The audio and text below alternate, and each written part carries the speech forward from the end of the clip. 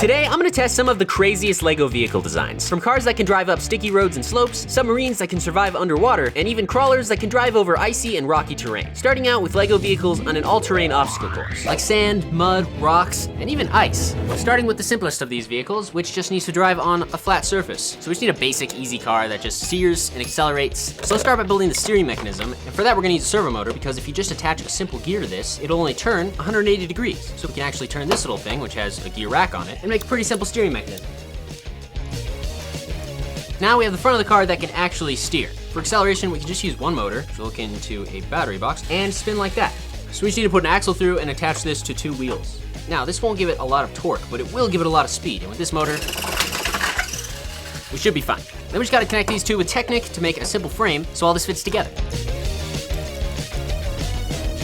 One last thing we gotta add to this car is the ability to control it. All we gotta do is just split the channels. We're gonna put the acceleration on the red channel, the steering on the blue channel. Plug this guy into the battery box. Now, it's waiting for instructions from the remote. Now let's test it out. Here's our flat surface car. As you can see, it goes forward and backwards. So it definitely works on flat surfaces, as you can see. And since I added the gear ratio to the back, it's actually very powerful. So, the car works. Flat surfaces, we can check that one off the list. The next terrain we gotta build a vehicle for is sand. And I have built at least 5 vehicles for this, and none of them have worked. Let's see. Let's replace the wheels on this. Forward. Turn.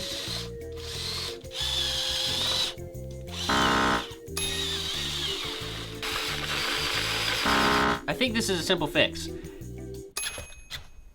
What is happening?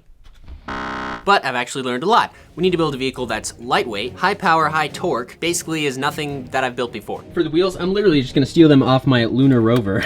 And these wheels, since they're modeled after the ones that they use on the moon, I assume these should work pretty well for sand. Then to power this thing, I'm gonna make it drive sort of like a tank, so when I turn these backwards and these forwards, hopefully the car will turn. So if we have one motor for each side, like these, we'll use these large motors here, and then we'll use a worm drive, which has a gear ratio built in that's very hefty. Put a couple axles in here. You can see it spins as top gear, but it spins it pretty slow. We need the wheels to actually be like this, so we'll have to use a 90-degree actuator to get that. And this connects on here. Now we rotate this, it rotates that, which means if we connect it to this, it should rotate the wheel. We need to build out this arm to be stronger and then attach the other one on this side. Make some big brain moves, hopefully. All right, here's the design I came up with for one side. We got our motor hooked into our gearbox, which is hooked into our couplings, which, as you can see, spins both of these different directions, which is not what we want, so we'll have to move one of these gears over. We'll put the battery box between this, and then I think if we just get one more, this thing should technically sort of maybe work, maybe. If it doesn't work as a car, we can use it as an alien spectrograph. Now that we've got 2 of these built, we just have to snap them together. And that thing should be good to go. And now we can test this in the sand and see if it works. Please work. No way! Dude, it's going. Can it turn? And it can turn, and it's slow, but sure, it goes across the sand. Dude, that's dope. These lunar tires, I thought this wouldn't work. No way. Dude, what? It's actually going. It made it over. That is definitely a success. Wow. Now, we're gonna move on to the next terrain, rocks. For the rock vehicle suspension, I'm thinking we can build it so it actually has a rotating part in the middle of the car so that the back half and the front half can move independently. That way we won't have to do anything funky with the steering mechanism. Let me build up a quick example. So check this out. As this goes over something, the front can move and the back can move. As long as all 4 wheels are touching the ground, that'll give us traction. So now we just need to scale this up to something bigger. So let's start by building the front portion of the car with steering and then attach them together. We don't have a whole lot of room to work with on this, so I'm trying to lock in other pieces with other pieces. As you see, we got the steering motor on the bottom. We need to lock this in, otherwise these gears will lift up and this thing can just slide freely. So if we snap on our motor for the drive shaft like that, and hook on our couplings, it's really all about like trying one thing, and then if that doesn't work, you try the next thing. But if the next thing works, then it'll throw off the first thing and you have to start all over again. It's called inventing. It's actually quite therapeutic. We just need to do a little bit of finagling with these gears to get them in the right position. Now I have the front of the vehicle done. This took forever to get this gear ratio in here, but just look how cool this looks. There's 2 hours of engineering. That's actually really, really cool to watch. Now we just gotta build the back portion, which should be really easy. We just need to connect a motor to an axle. Now, snap these together.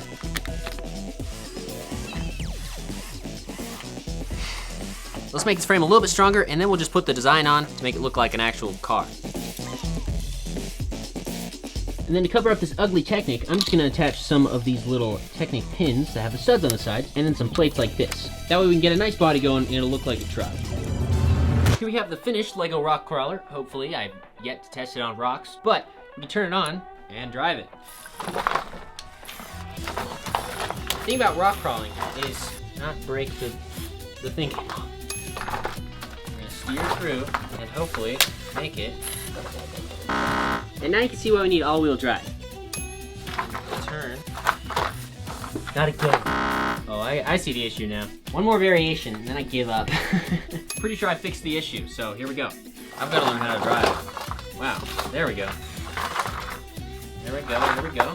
Come on now. Come on now, there we go. There we go, it's going. It has the power now. We can do it. I know it can. Oh yes. Yes. We've done it. It does have its flaws, but it's Lego. But we made it from A to B. That's with no springs or anything, and it makes it over these rocks. Next up, we have an even more difficult task, the mud. And this one is going to be very difficult. So Christian had the idea to use excavation scoops, build some sort of vehicle that'll navigate through the mud. And so I'm thinking we put 4 on the front and 4 on the back, and we make kind of like a scoop motorcycle. We need them both to spin, and so to motorize them, we're gonna use one of these like this, and then we're gonna attach a motor to this. And now we have that. That'll spin that. All we have to do now is just build a duplicate of this, connect them both together. Here it is. Let's test it out and see if it ruins this battery. All right, here we go. Oh, come on! Can you explain, see? Whose idea was this again? What episode's gonna work? So this one's a no. We're gonna have to come up with another mud vehicle. I did a quick redesign. This version is less cursed. We have 2 paddles, same as last time. They're both on worm gears, except I moved them up to the top. That way they won't get mud all over them. Let's see if this works.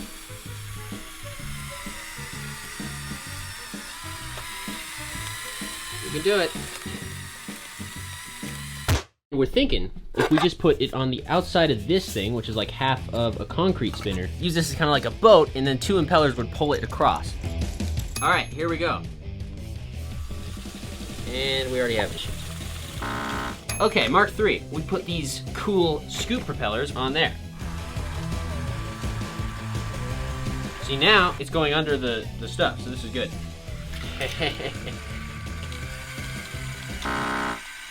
Uh-oh. Random idea. What if we, instead of trying to go through the mud, on top of the mud, if we made like a wheel, it's kind of like a pinwheel, but without the blades? That might kind of help us because it's thin and they basically want to touch the bottom. I'm down to try it. I think I'll just throw those on this design and then just put a little stick in the back. All right, here we go. So we got the sled back in the back here, and then, dang. Wow, it actually works. And it can turn, and it can go forward. We can turn it can go forward, turn, and go forward. This is like a, whoa, it goes backwards really well. A little too well, oh gosh. Don't look at that. Well, this one worked. We made it to the end of the mud. The next terrain we're gonna build a vehicle for is water. Just like Noah, we're gonna build a boat, except this one is gonna be motorized and hopefully have a working propeller on the back. So, we have a couple boats we can choose from. Going from smallest to largest, we have this little minifigure pontoon boat. Won't really work for motors. We've got this little French boat, which might work, but it's just a little too small, so.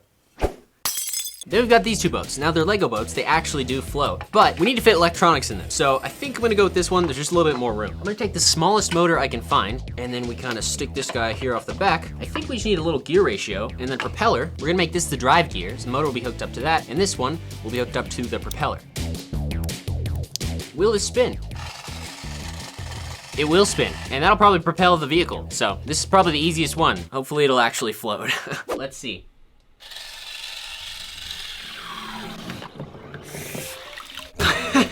Dang it! Okay, we're gonna try the other boat. It fits this battery box and this motor right on the back like that.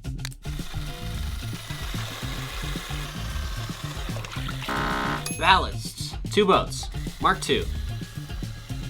Hey, we have a boat and it hasn't sunk yet. Check it out. Now it can't steer, but it can float and run. And see, all you gotta do, put this on the side and it'll spin in circles. I know what I'm doing. I've been on a boat before. Now, how many minifigures can we stack in the boat before it sinks? 11. 11. Now for the next terrain. We've got ice. And for that, I think the best thing to build is a tank. And the nice thing about a tank is that you only need 2 motors, one for each side of treads. To turn, you basically just spin 1 motor backwards and 1 motor forwards. So let's start by building up the treads. So we grab this guy and we put a couple of these on, and then we wrap our tread around, wrap that on. Now we have a tank tread. We just gotta make it stay. What? So I'm gonna build up one side of this to hold the tank tread. I can replicate to the other side, and they'll basically just slap them on 2 motors and a battery box in between. Today I woke up and I just thought to myself, hey, you know what'd be fun? Reinventing the wheel. And then I realized it wouldn't actually be fun. I think I did it this time. Check it out. It actually rolls. As you can see, if this thing's like rolling, it can go over my hand like this. So now we got 2 sides. The plan is to put them together. But first, we gotta come up with a gear ratio because this motor is way too fast. Ideally, it'd be cool to make it go fast, but we wanna go for torque because torque equals power. So if we grab this piece and we put a Lego worm gear inside of it, then we connect this part to the motor. That's perfect, and that is so much torque because all that motor power is being converted into torque. So this is gonna work really well. Now we just gotta combine these. I'm gonna add a bunch of these pins. We can actually put on pieces to extend these.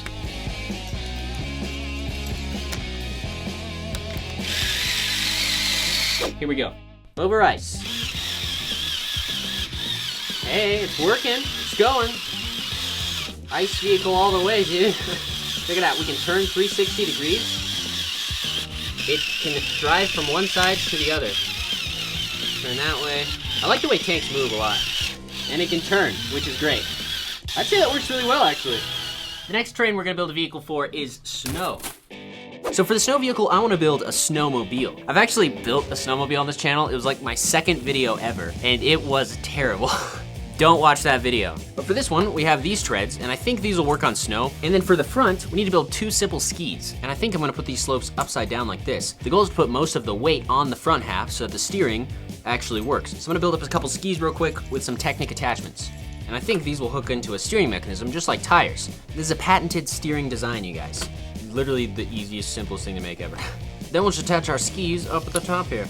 Now that we got the steering mechanism built, we just need to build up the thing that's gonna make it drive with these treads. We can put both these little wheels onto a lift arm, and then we just need to motorize one of them. Check it out. It's like a worm. You can play with it. It goes up your arms. It's like a lizard. Then we just gotta work out some sort of frame here using these lift arms that will connect both. And we finally got it finished, so let's test it and see if it works on the snow. It goes forward, it goes backwards, it steers. I don't know if it'll work, but we'll see. We have our snow. It's working way better than the first one I built. Let's take it outside. Dude, this is dope. You can see the little tread marks it's leaving too. That's kind of cool. It's not super fast, but it's going. I'm actually super impressed. The motor hasn't conked out yet because usually that's how these types of things go. Dude, this is awesome. Today, I'm gonna test 5 Lego cars on different surfaces. Oh gosh. From sticky syrup to slippery motor oil. It's drifting? No. To see how different driving mechanisms will affect the traction. So we're gonna be playing grip or slip with Lego vehicles. Starting, of course, with our control vehicle. This car just has some pretty simple wheels and a single motor on the back drive shaft to actually make it run. And we're gonna be testing each of these vehicles in 3 different challenges. The straight shot test, the incline test, and the brake test. So for our control vehicle, we're just gonna put it on a straight sheet of glass and see if it drives forward. No surprise there, it goes forward pretty easily. Now we can do the incline test. It actually has some pretty good grip. 10 out of 10 for the incline test as well. And now for the brake test, I have a little scale and we're gonna try and stop it right at 1 and see how long it takes to brake. Looks like that's about a 3, which isn't bad. I'd say for traction, our control vehicle gets a 10 out of 10. But we're gonna make several modifications to this to make it actually drive on different liquids, starting with the first substance, which is maple syrup. So for each of these liquids, we're gonna need to find the coefficient of friction. So for that, I built this, which is a Lego friction tester. And that's gonna pull this weighted block across our glass surface that's gonna be covered in our liquid. That way we can determine how much friction each liquid has. Now if we turn on this battery pack, that'll actually spin our winch, which is connected to a worm gear, and we can see how many ounces it takes. So it looks like around 1.2 ounces, 1 ounce, just pull this 10-ounce block. Now typically there would be a bit more complicated math involved with the normal force to actually calculate the coefficient. So since this is all kind of relative to the experiment and doesn't really matter, we're just gonna create a score called the friction score. So since we know this is a 10-ounce block and it takes 1 ounce of force to pull this across, the syrup is a 1 out of 10. So on the scale of friction, it's pretty low. So for our first vehicle to test on the syrup, I think what I'm gonna do is upgrade this. And I'm I'm gonna add tank treads to give it hopefully a little bit more traction. Now I've decided to keep each of these frames relatively simple. All I'm really doing is locking together some of these Technic boxes, and then so we can attach wheels, I'm just gonna use a few of these pieces and extend them and then place them on the ends. Pretty straightforward. We'll add some of these little Technic bricks to the sides, that way we can integrate it into the Lego system a little bit better. And now to make it run, we need a motor so that it reaches the back 2 tires. Stick this guy in here and check it out. Now once we spin this guy, it spins both wheels the same direction. We just gotta connect our motor in here and this thing should be good to go. All right, so now we got our frame. For the actual tank part, we're gonna use some of these sprockets like this. Then we're gonna need to attach a bunch of tank treads together so that these things will actually spin.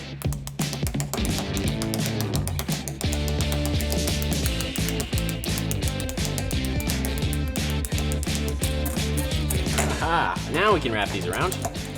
Last thing I'm gonna do for this are just add some tensioning sprockets up here by the windows to kind of keep these taut. I think that'll help it drive just a little bit better. All right, here we have our tank. As you can see, I've added 2 sets of treads and they move. Here we go, we're gonna set it on the stirrup. We're gonna start with the straight shot. Yeah, that was pretty easy. You can see the stirrup is just getting everywhere in the treads, but yeah, it's able to drive forward and backwards. 10 out of 10 on the straight shot, don't fall off. See, the nice thing is because this is all built of Lego, it's very customizable, and now we have a ramp. Let's see if it goes up.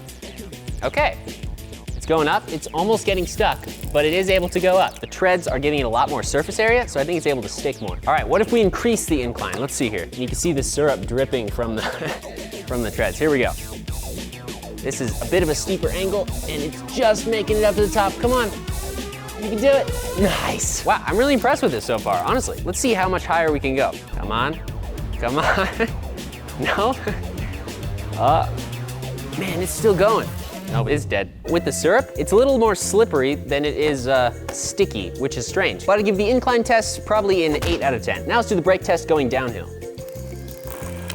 That actually wasn't too bad. Yeah, so I'd give that about a 3. It did slide quite a bit towards the end there. I'd say this vehicle grips. The next liquid we're gonna test is Elmer's glue. Oh, it's like sticking. I know it's glue. Let's see what we got here. Ooh, 9.3. Look at that, that is so cool.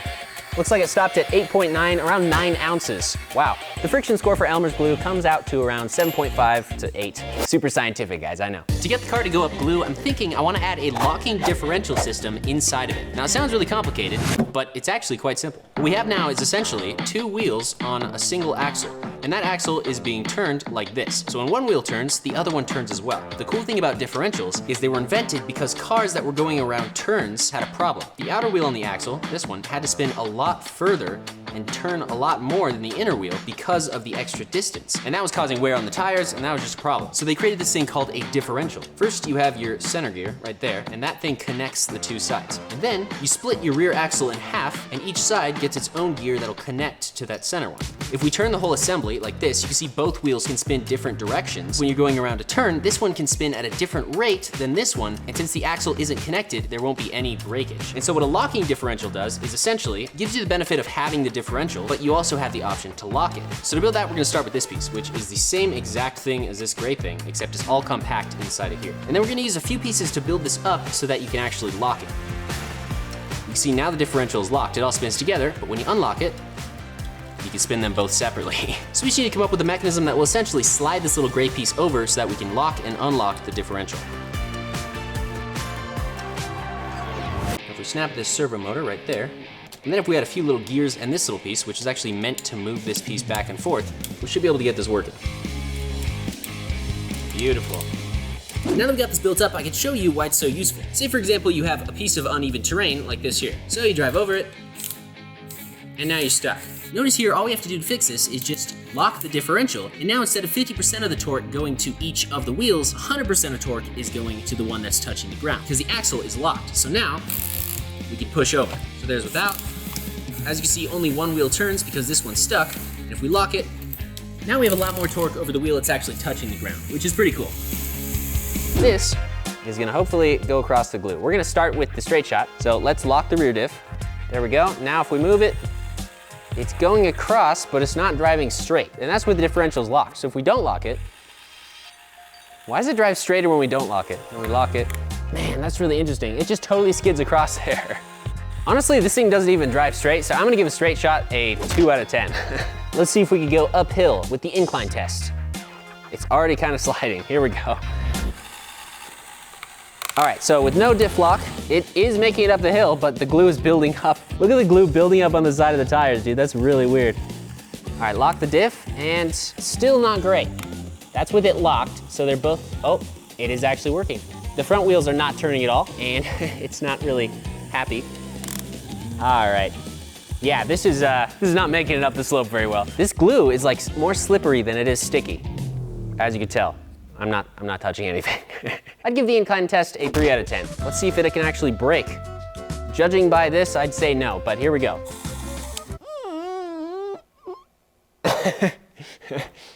Well, it hasn't stopped yet, so technically,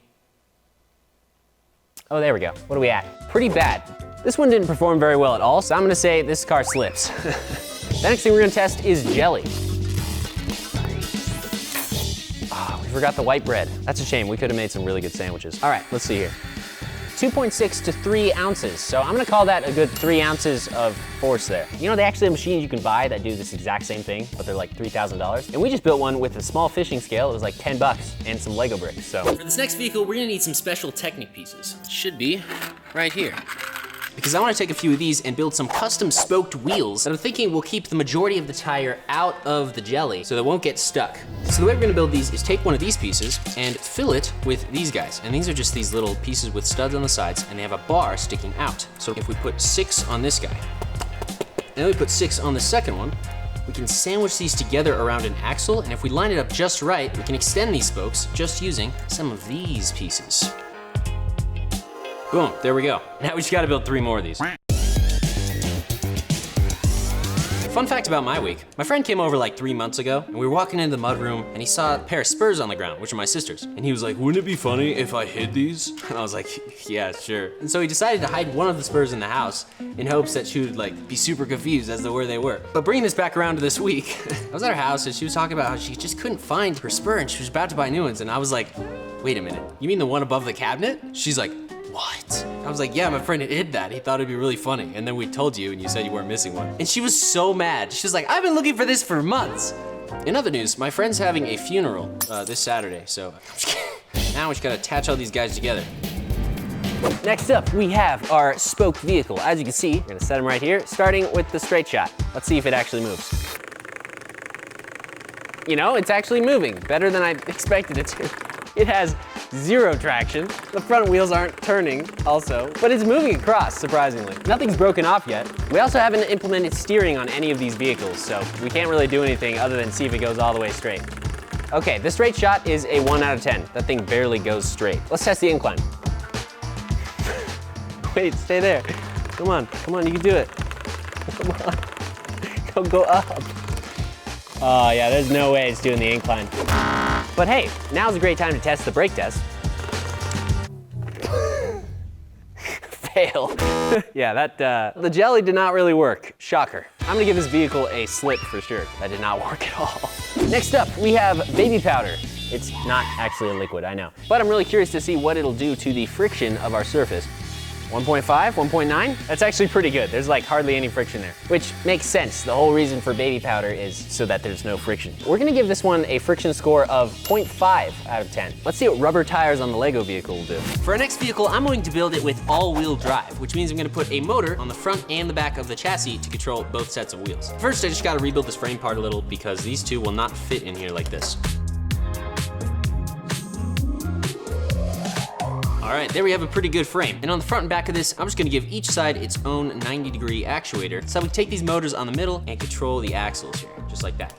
I think the all-wheel drive will really give it the extra bit of traction we need. Because if you really think about it, that's why they put it on real cars, to give you traction, right? So let's snap the frame back on this one and see if it works. Before we test out this next one, guys, make sure you subscribe so you can become a member of the Brick Science Stud Army. Click the button down below and that way you won't miss any of our future videos. So here we have our all-wheel drive vehicle. As you can see, there's 2 motors. What I'm gonna do is first just plug in the rear motor. And then the second test, I'll plug in both motors so we can actually test if it's better than just having one. All right, here we go.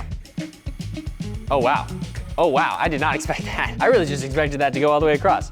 Look at that, the front wheels aren't turning. Oh, because they're hooked up to a motor, right. Okay, well, let's go straight shot with one. And We are literally getting nothing. Sick drift though. Okay, calm down. Whoa. All right, now we got 4-wheel drive. Let's see. Oh yeah, that's all-wheel drive. Check that out. Shoot. With all-wheel drive, I would give this a 10 out of 10. Now let's do the incline test. We'll give it a little bit more. Let's start with this angle. Oh yeah, there we go. That's pretty good. All right, since it's making it up to the top, we're gonna try a little bit of a steeper angle. Oh, it's still going up. Okay, I'm just gonna keep raising it up. Here we go. Dang, this is grippy. Check that out. I'd say this is about a 40-degree angle. Oh, okay, that's about our angle right there. So we can go there, any higher, and it starts sliding down. Wow, that is really impressive. Dude, baby powder has a lot more grip than I thought it would. I'd give that a 10 out of 10 for sure, because that's the highest angle we've been able to achieve on this. Let's try the brake test. Ooh, honestly, it's stopping right when the wheels stop, but the motors are actually carrying the weight down the hill, so I'd give the brake test like an 8 out of 10. It only takes a second for it to stick. Oh gosh. I'm gonna say all-wheel drive totally grips. Next up, we're gonna test motor oil. Let's see what we got here. 1.4. Actually, it seems like it's having a bit of a hard time. It's like creating some sort of suction. 1.4 to 1.2. Wow. All right, this one gets a friction score of 1.6. For this next vehicle, I'm thinking we're gonna build a steering mechanism so we can kind of worm its way up the motor oil. And so instead of regular steering, where the wheels just turn, we're gonna make the entire front of the vehicle turn, which means we need to break down this frame in half. And then what I basically wanna do is just make this guy so we can rotate this somehow. So if we add a few lift arms on the outside of this box piece, slide on a few bushings on each side, then we can put on this little blue piece, and this should allow us to run an axle through to actually lock this guy together. Now we just need an axle to run through that. Now when we turn this axle here, the front will actually steer. And since we're gonna need a lot of power, a lot of torque to actually steer this, I'm gonna use a worm gear. If we slide the axle on there, we can now drive the worm gear using a little motor like this. Boom, there we go. It's like a steering mechanism to me. Let's attach some wheels on the front of this, and then we'll add one more motor underneath to drive the wheels in the back. Here we have our steering vehicle. Now this is a very interesting vehicle. I had to break the frame in half so it would actually fit, but that actually looks really, really cool. Let's see if they can actually make it across the straight shot. See if we can go straight. Oh, that's kind of cool. Oh gosh, it's drifting. Can we do like a full turnaround here? No, we can't. I love how the front tires on all these vehicles just do not even work. They just don't roll. I don't know what that's about. There we go, let's bring it back. Come on now. Whoa, calm down. All right, it made it across on the motor oil, which is surprising. So for this guy, I'd give the straight shot test a 7 out of 10. It did pretty good. Let's give the incline a try. I don't think this is gonna work at all. Come on, you can do it. I believe in you. Come on. What if we use the worm? Yeah, so that's not happening. The incline test gets a 0 out of 10. But now for the brake test, and go. Even if we drive backwards, it won't stop. Come on. I mean, what did we expect? We poured oil on a sheet of glass. This is literally like Mario Kart. It's definitely a slip. This thing's not grippy at all. I just bought the Lego Batman tumbler, and today I'm gonna redesign it and turn it into a tank. But there's a huge problem. This thing weighs like 6 pounds, and I have to make it drive through this Lego wall to capture the Joker. I feel like it needed a plot line, so I just decided to kind of throw that in. Wasn't that sneaky? Okay, let's do it. All right, so the first thing we need to do is see how long it takes to build. That's a lot of pieces.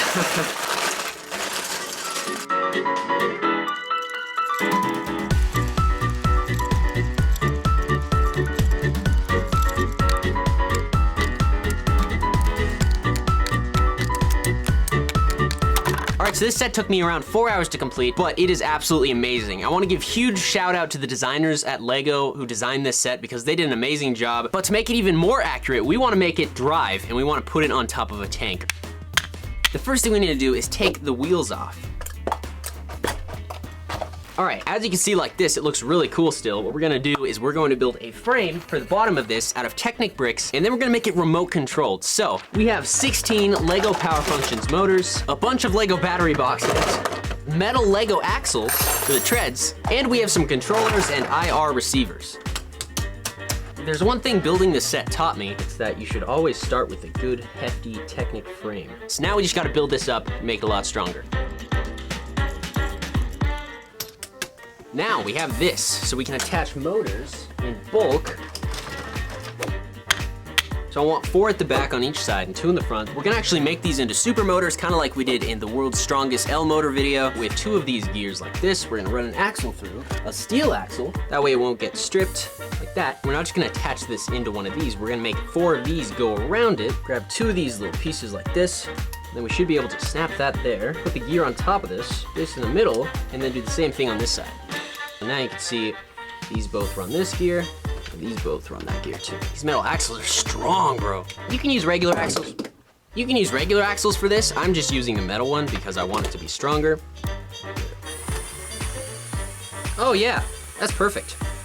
And then we should be able to just attach this right here, and that will spin that wheel, attach another one over on this side, and on this side, and on the other side. That should work. That was pretty simple-ish. So now let's build the other motor.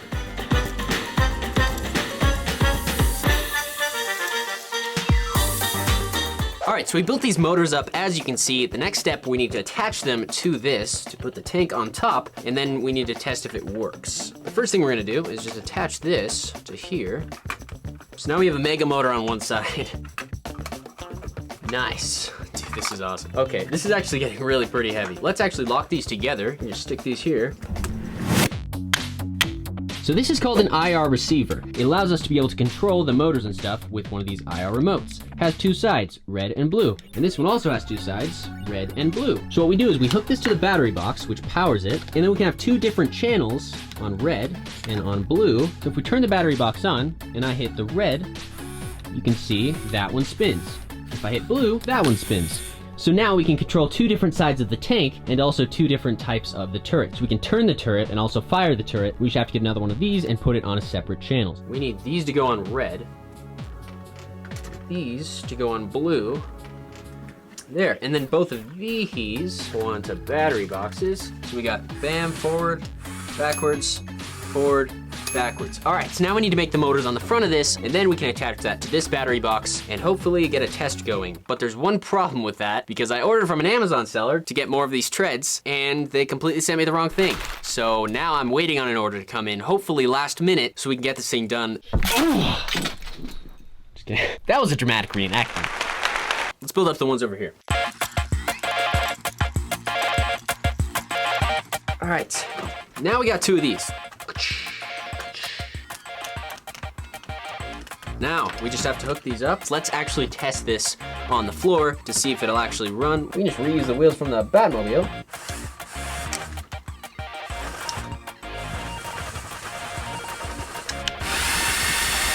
Hey.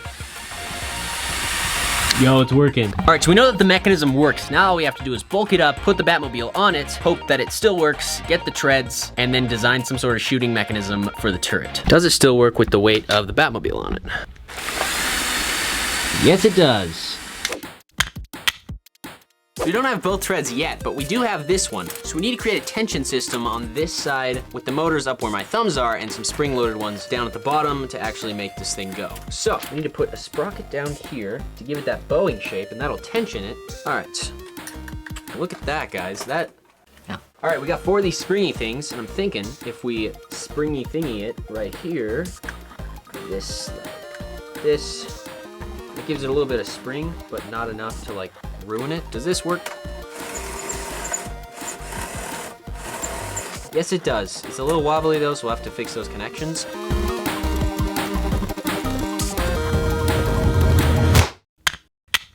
All right, guys, here's the deal. The treads come in about 5 or 6 hours. So I need to create a working turret mechanism within that time. And I have no idea how to. I was thinking we could shoot like maybe these balls. So over on this side, we need to build something over on this side that will actually make the balls fire.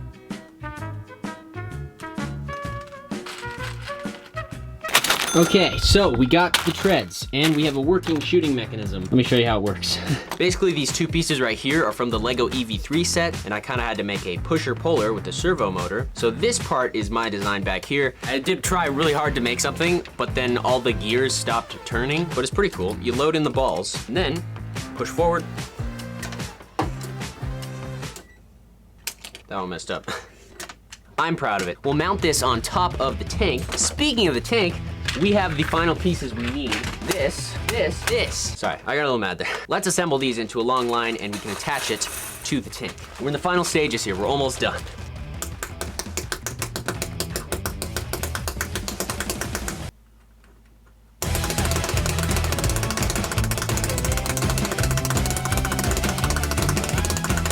Bam, look at that, guys. Wow, that's I ordered too many. But, so, we gotta build what we built on this side, on the other side, and then we can finally mount the turret to the Batmobile, and then mount the Batmobile to this, hook it all together, and test it.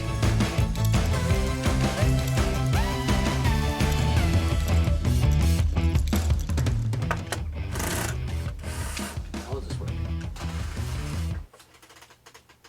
We have a major issue. The Batmobile's too heavy, which means if we don't drop some weight, this thing is not going to go, it's not going to turn. The issue is we can only have one of these battery boxes attached to one of these receivers, and we have 4 motors on each receiver, which means there's nowhere we can intercept to add more power at this point, so each motor is only getting 1/4 of the power of one battery box. So we need to drop as much weight from this as possible without changing the design. As it is, it barely turns. So our weight at the moment is 3.6 pounds. We can get rid of all these and all those. Okay, so we don't need this. This is a 1-passenger tank. Can't even tell. Now, we need to fit these in here somehow and make a turret. That ought to fix all our problems. All right, let's see how much weight we dropped with the turret and everything. Weighs the exact same. Come on, we got rid of this. I mean, we added this, but... Okay, so I couldn't drop any more weight because there was none to drop, so it only works on hardwood floor. But that's okay, because this thing turned out really cool, it looks super cool, and it steers, it turns, it shoots, it just won't work on all terrain. So let's go test it and see if we can knock down that wall.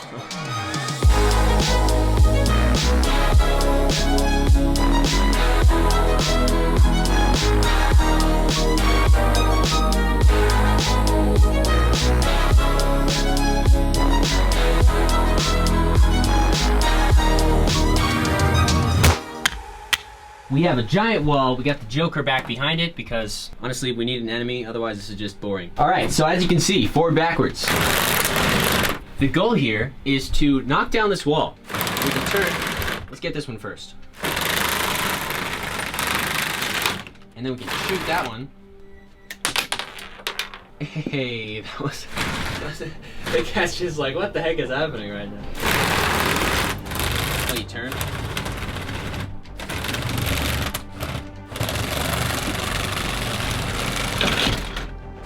All right, here we go. The final wall. Let's see if we can get through this. I don't know if we can or not.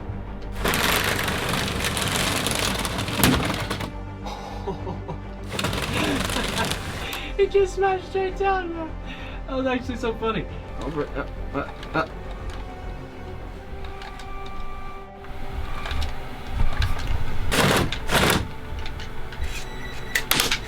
Hey. Got it. All terrain, baby. For a second. Oh no. It's a disaster. Alright, I mean, we knocked the wall down. I think for 12 hours of work, this thing turned out pretty good. Obviously, the Batmobile adds a lot to it because the Lego designers actually made that. I pretty much just did the part that doesn't work, but the working part's pretty cool. It has one small flaw, that it only works on hardwood floor. I couldn't get the torque to work. I could only get it to work if it's on hardwood floor. Otherwise, it barely moves at all. Forward, backwards.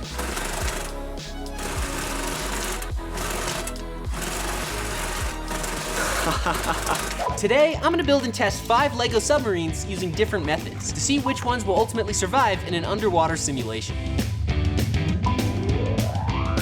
Welcome to our underwater observatory. The first submarine we're gonna test is our Control, and this one is just simply built up using multicolored bricks. It even has a little tiny camera inside so we can see if our test dummy survives. To power this first one, I'm just gonna connect this old Lego boat motor, which is completely waterproof. Our submarine, however, has no waterproofing, so we'll see how this goes. The first test up is the depth test. We're gonna see how deep it can go before it completely fills up with water.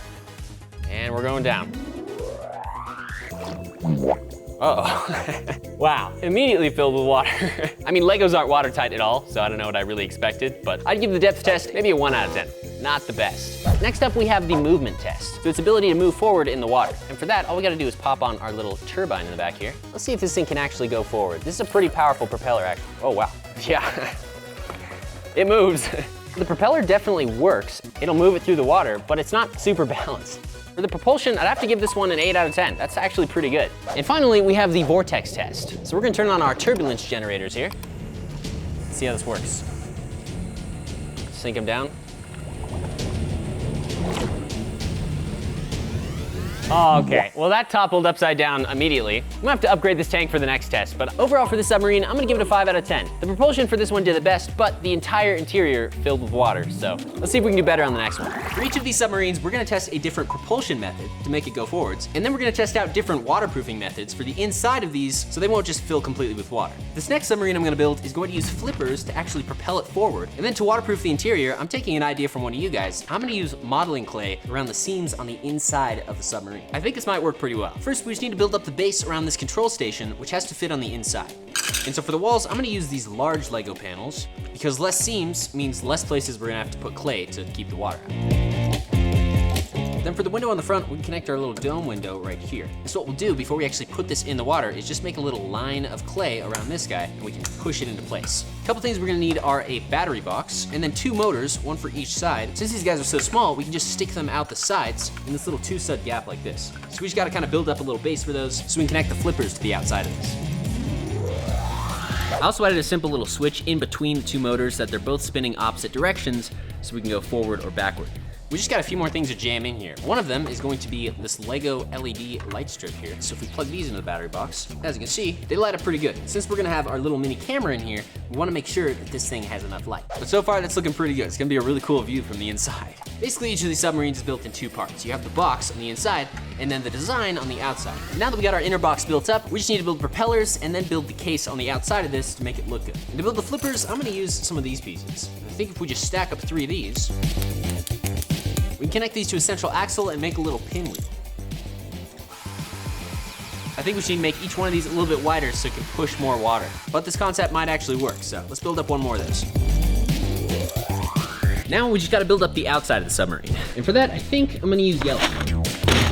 Basically for the outside of this, we just wanna build up a tube shape around what we already have. Once we finish building that up, we'll put our layer of clay around the edges on the inside, and then we can actually test this thing out.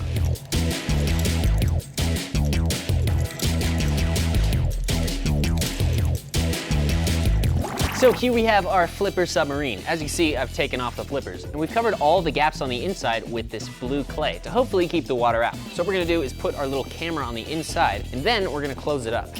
And the final thing we're gonna do is turn on our lights like this and pop on the lid. Heyo. Hopefully that'll be watertight. So we're gonna start with the depth test. I'm entirely nervous that this is just gonna fill with water, but I guess that's what we're here to do, test this. So here we go. See how deep we can get it before it fills. Hey, actually, okay, there's air bubbles coming out, so that's not great. But that doesn't mean the inside's filling. I don't think it's filling up. It's still recording, but we lost the visual.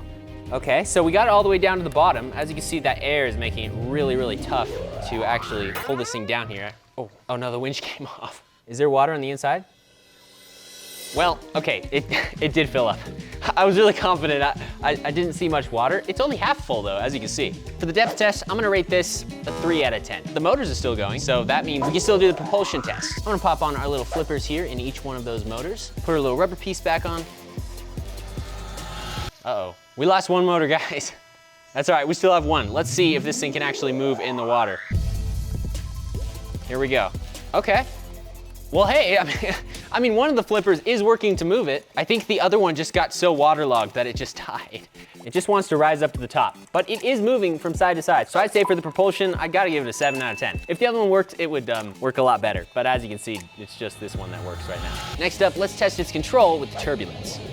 So let's see if it stays upright. How do we do here? Hey, okay, that's a good sign. It's not flipping upside down. I'm gonna push this underwater and just see if it fills up on the inside. There we go. Oh, that looks really cool. Even though it's filled with water, doesn't mean it's not a success, okay? We're learning here. It's getting knocked around by the waves and it's staying upright. So for the turbulence test, I'm gonna give this one a 7 out of 10. I mean, our test dummy is completely drowned, but overall, I'm gonna rate this submarine a 6 out of 10. We're getting somewhere with this model. It took longer to fill up with water, which is great, and it was moving pretty good in the water, even with just one flipper. So let's build the next one. For this next one, we're gonna build a Flex Seal submarine. It even works underwater. It's underwater. Hopefully. And then I'm going to try and build an air pump inside the submarine to not only pump any water that gets in out, but also use that air it's pumping to actually make the submarine move. Let's start by designing the air pumps. And for those, we're gonna use these tiny little pneumatic actuators. And the cool thing about these is by pumping this in and out, we can actually move air through it, which means we can take air from outside the submarine, from the surface, and bring it down into the sub and vice versa. We just need to motorize this so that we don't have to do it ourselves. And for that, we're gonna use a little circuit cubes motor because it's very powerful. I like them quite a bit. I've been experimenting with different types of motors on this channel. The Lego ones, I'm just sick of them, they're huge. And then if we attach a few of these little wheels to a Lego axle, we can create a cam that'll rotate, and we just wanna link one end of our piston onto that. So then, if we put this guy in this side of this, we lock the other end of this piston into another Technic brick like this. As you can see now, we turn this guy and it opens and closes our piston, which is perfect. So now we just gotta attach our motor to the back, turn this guy on. Now that is very slow, so we're probably gonna need to make this go faster to pump more air. Now, as you can see, we are pumping air through here. I don't know how much propulsion this will give us, but we're gonna double it up and see what happens.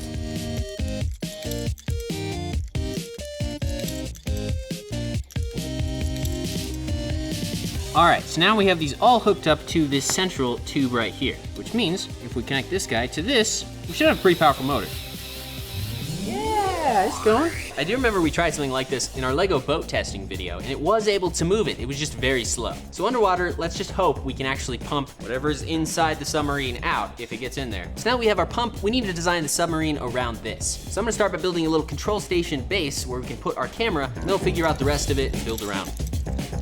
And in this interior, I'm gonna try and do the same thing as we did for the last one. By utilizing a bunch of these panel pieces, there's less seams to use the Flex Seal on. So on this one, what I'm gonna do is seal up these motors, and that way they don't need to be inside the box, which means we can make it a lot smaller. And then to make it so it doesn't roll in the water, I'm gonna use 2 of these little pneumatic air storage systems and put them kind of as ballast tanks on the sides. We just need to make it a little bit taller.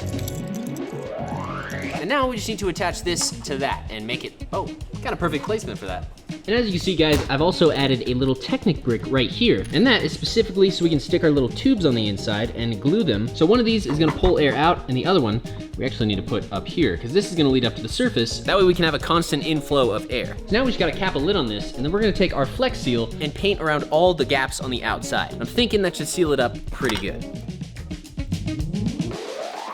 I'm just painting over all the cracks here.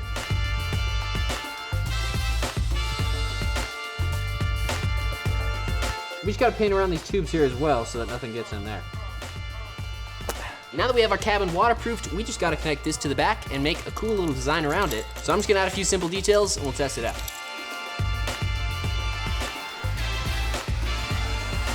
Next up, we have our pneumatic submarine. As you can see, this thing looks like a beast.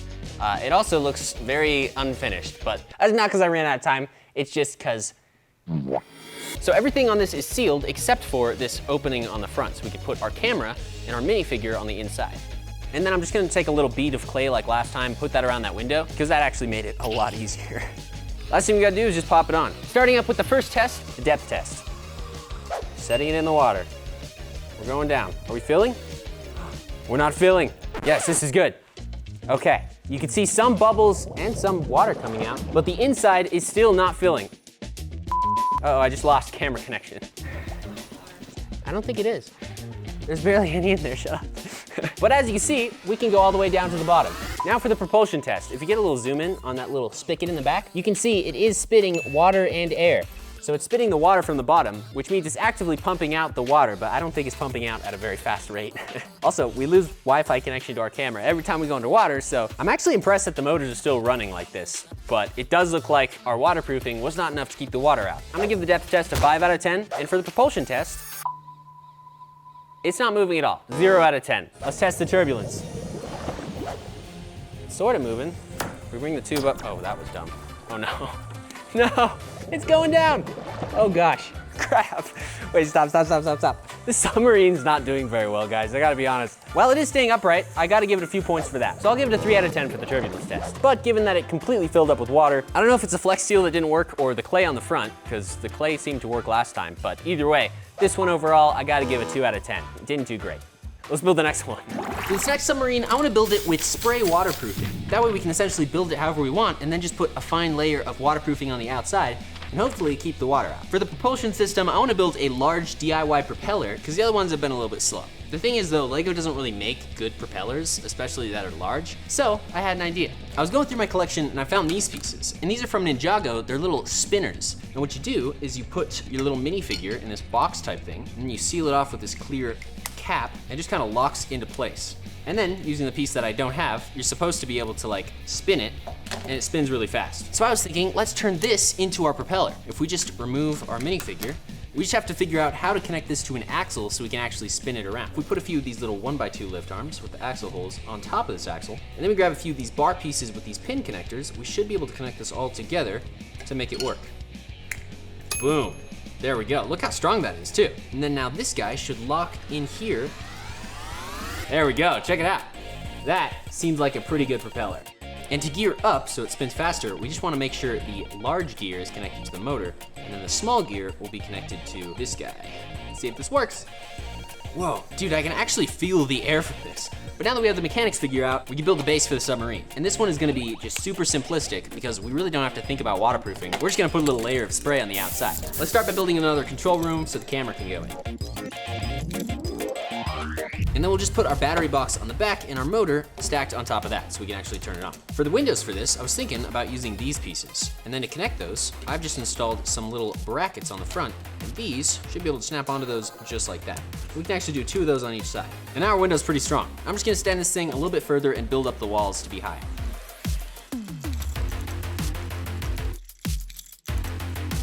And for the final step, now that we got our submarine all built up, it's time to waterproof it.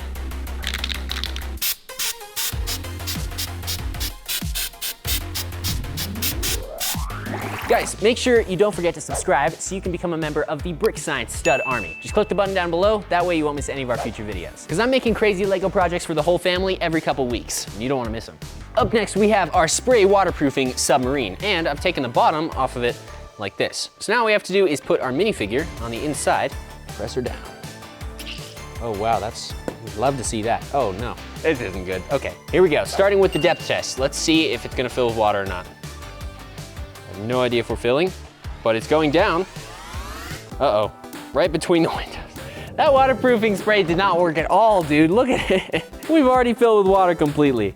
What is the point of waterproof? I like sprayed this really, really well too, and that just leaked in right between the seams. On the plus side, it filled completely with water, so we don't need to hold it down anymore. That's a 0 out of 10.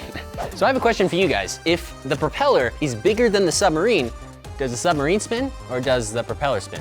Let's test the propulsion here. Wrong way.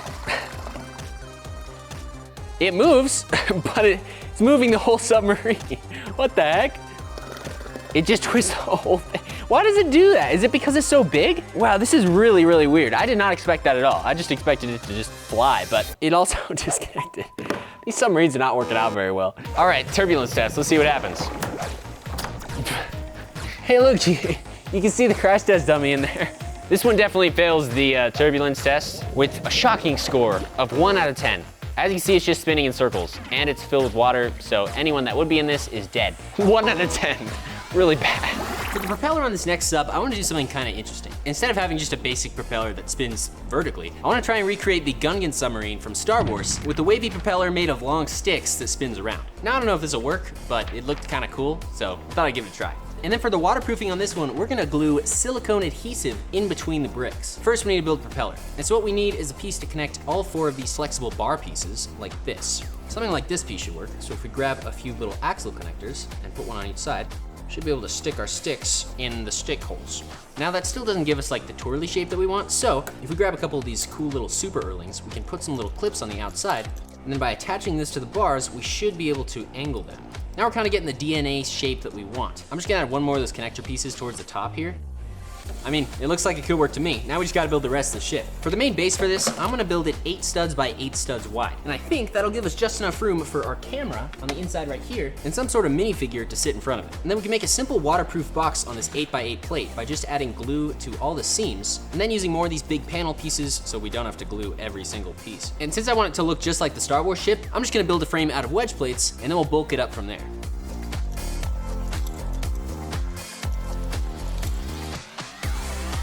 This is the Gungan ship, and as you can see, it has power if we turn on the battery, and it's really big for this tank, so we'll see how it does.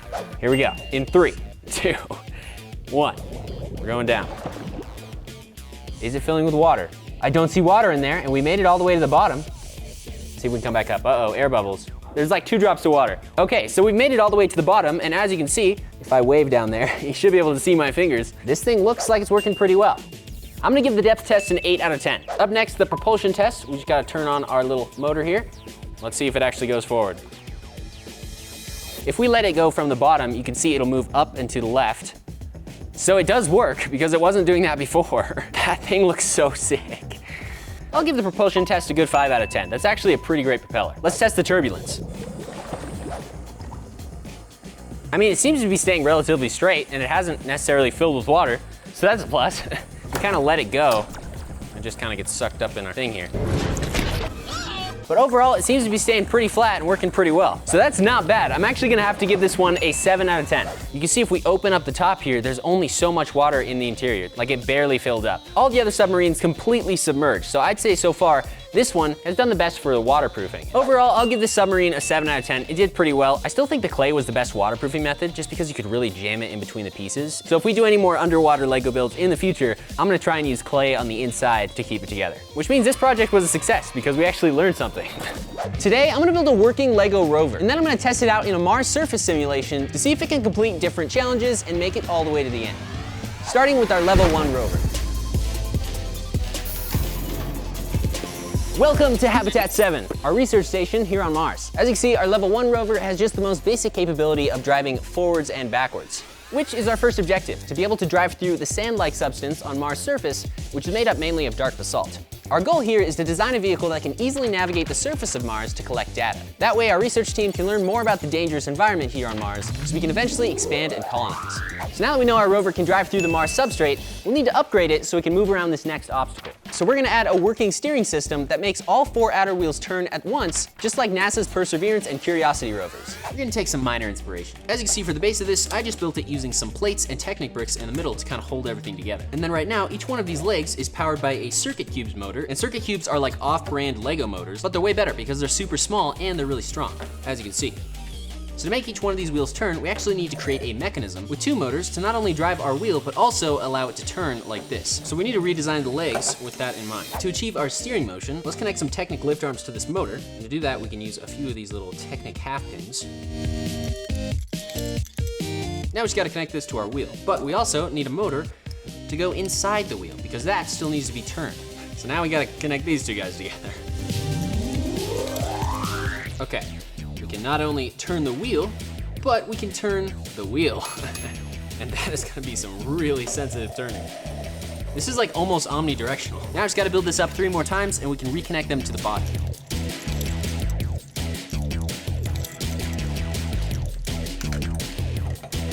All right, there we go. So as you can see, there are 8 motors in play right now. We've got the front 2, which control the steering on each front wheel. And then we have 1 for each of these tires in the front. And switching this around, we have the back steering and the back drive. Those are all wired to those Bluetooth boxes on the inside. We just gotta see if this thing will actually work. So you can see here, we have our steering. It actually works. The cool thing about this vehicle, since each wheel has its own motor, we can actually drive it like a tank. So we can steer by just putting 1 forward and 1 backwards, like this, and rotate in place. And since we just made it so that each one of those wheels can also rotate, we can strafe, so we can literally drive it sideways. So the goal here is to get through this obstacle course and kind of go around these rocks. Starting up, we want to go like this, and strafe a little bit, strafe a little bit more, and we'll kind of turn it like this. And then I'm gonna go here, and we're gonna try and drive sideways. We got our wheels turned sideways there, boom. Now let's see if we can strafe to the side a little bit here. It is not happy, I'll tell you that. Oh, because they're driving different directions. Yeah, they're definitely going different directions. Ah, I figured it out. I wasn't using the controller properly. We take both these sticks over this way. As you can see, we drive that way. If we go back this way, we strafe like that. This isn't complicated. Boom. We can drive sideways. We can drive the other sideways. And then if we sort of like turn it all the way around, man, this controller's complicated. Come on, we just gotta make it through these rocks. There we go. See if we can turn a little bit here. These wheels are kind of the best we could get that would work on sand. They're also from the official Lego Rover set, so they should technically work the best. Now let's see if we can rotate like this and keep driving. There we go. There we go. All right, we did it. Whew. Now we can reset our simulation for the next objective. The objective for this level is to make it all the way across our table over this rough terrain. And for that, we're gonna need a much better suspension system, because right now we don't even have one at all, so. For our suspension mechanism, I wanna build what's called a rocker bogie. So I've developed a little prototype here, and essentially this will represent our vehicle. And then we have two sides here, and each one of them is connected to a little ball joint, which we're going to connect to this linkage right here. And what this is gonna do is allow both of these to connect to each other and move in opposite motions. For example, when this one moves forward, the other one moves backwards. And then to attach our 6 wheels to this, we're gonna need 2 different shapes. The first one is going to be the main shape, which is essentially this little obtuse angle here. And the next shape is going to be an L that we're gonna connect to this on a pivot. So this one is free. And as you can see, we have 3 axles per wheel. So if we attach those, now when we set this down, you'll notice all 3 wheels touch the ground. So now if we just build the same thing on the other side of this, each wheel stays connected with the ground without needs of springs or shock absorbers or anything like that, and it just goes smoothly across. And notice as well that the base is staying completely level throughout this process. And this is the same mechanism that allows the Perseverance and Curiosity rovers to navigate the rough terrain on Mars. This is just a prototype though, so we need to actually build it onto our rover, which means first we gotta disattach our current wheels. And after seeing the difference in steering and strafing in our last test, I've realized since we can rotate this perfectly in place without moving it, there's really no reason to have this extra motor on each wheel just to make it straight. But since we can just turn it like a tank and then go, it's basically the same thing. We just need to kind of copy this design and build 2 large linkages to hold our motors and wheels. First, let's just build up our shapes. I think something like this should work. This looks like it'll work. Now the important thing on this is having an axle that comes out that's attached to this firmly so that we can control the linkage on top. Aha, look at that. When the song is just right. So I was trying to recreate this linkage mechanism in the rover, and I thought to myself, we're gonna have to remove a lot of panels in order to get those linkages in there. And then I realized, essentially what this is doing is just making it so that each of these axles is moving in complete opposite directions equally. And you know what else does that? A differential. So I built this little guy in here, which is literally a differential just utilizing 3 gears. That way when one of these turns, you can see it turns that center gear, turning the other one the opposite direction. And this thing actually works.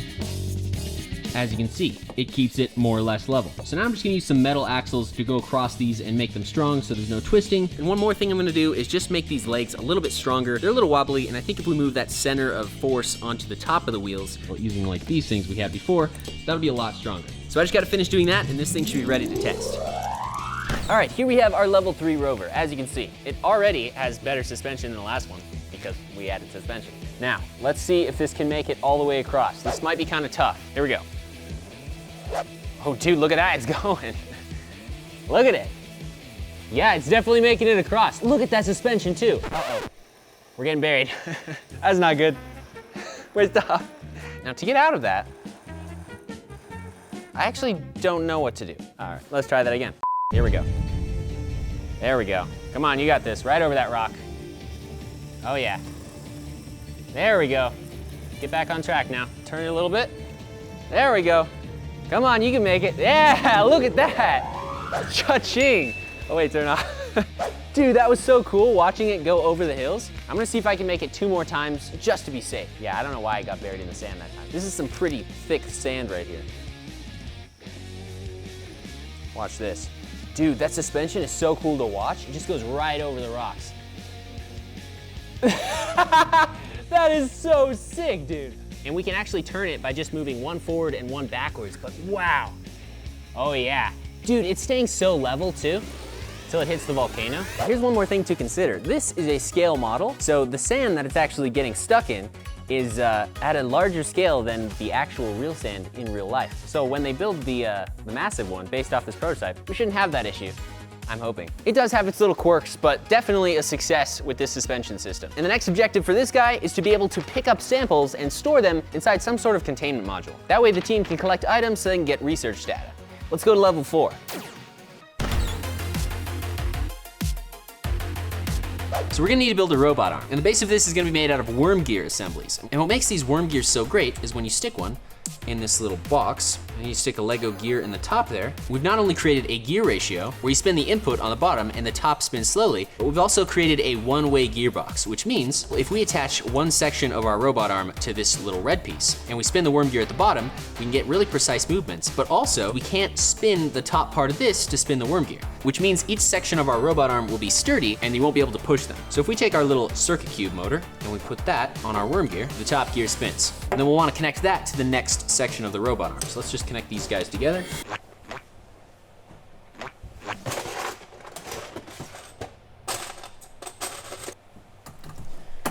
And the goal here is to make this guy as compact as possible. So then if we build one more of these with the same kind of deal, we should theoretically be able to attach our last piece of the arm like this. Okay, so when we turn this on, as you can see, they both move and are turning just like that. Now, if we build up one more of these little sections and connect it to this top guy, that means we should be able to have 3 axes of movement, which will help us for positioning to be able to pick stuff up. Boom, like that. Now we have the base for our robot arm. Check it out. Now we can move just like that. Before we can add this to the rover, we need to add 2 more things to this. The ability to make it rotate like this, so that'll add another axis of movement, and an opening and closing claw. To make it rotate, I think I'm just gonna use one of these pieces because it has a little gear on it, which means we can drive it. Check it out. So then we just gotta attach this guy to here and we can build the claw that's gonna actually pick stuff up. All right guys, so this is the robot arm design I have. And we have this motor on the front that we need to connect a gripper to. And I think this should be pretty simple. So since we have a motor at the front here, I'm gonna attach this little actuator. That way, when we turn it on, it will actually open and close. Put in a few of these little pins here. And then I connected a few of these guys together to put on top of this, so we have 2 bars. Then we just need another linkage mechanism to make it so when we move the bottom bar, as you can see, it will close and open the claw, just like that. You can see we can open her all the way up there. And in theory, this guy should be pretty strong as well. Just grab that guy. It can pick stuff up. Actually, this is a pretty simplistic design, and it's super lightweight, so I think we shouldn't have any issues with like the torque from the motors not being enough to move it. I'm just gonna add a few little details to this to make it look a little bit better and kind of cover up some of the electronics. Now we just gotta figure out how to get this guy onto here, which means we're gonna have to redesign this case a little bit.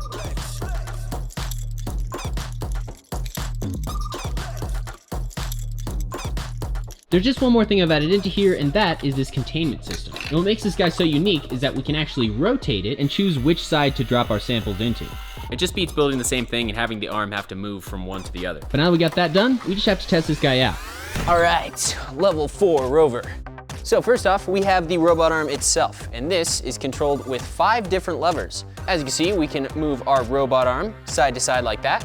We can also bring it down, which is perfect, let's go. And we can open and close our little grabber here to actually pick stuff up. The objective for this level is to collect samples of plant life and any minerals we find. So let's see. Let's try and pick up this guy here. Bring it into place. We don't want to go too far, but oh, about like there is good. Literally right over it. There's no way we can screw this up, right? Now this robot arm is pretty cool, but it's actually really hard to use. So I might be right on top of it, guys. Oh yeah. Okay, so now I just gotta not screw this up. If I close it, aha! We've picked it up. Little did you know, that took me 20 minutes. Seriously, this is really, really hard to activate. Look, there's all these levers, and they all do different things. But we're gonna turn this guy all the way around, and then we can bring down this guy and put it right over our container. And then with the container, we can actually choose which side we want it in. That way we can put minerals in one side and plants in the other. So we just rotate it like that, bring this guy down, just drop it in. Ha ha ha, look at that. Bring this guy back around, and we can collect the next one. We need to just turn on one of these. Nice. And then we can do this. And hopefully get over that rock. Wow, I'm amazed that that actually worked. Now let's collect this guy here. Doo, doo, doo.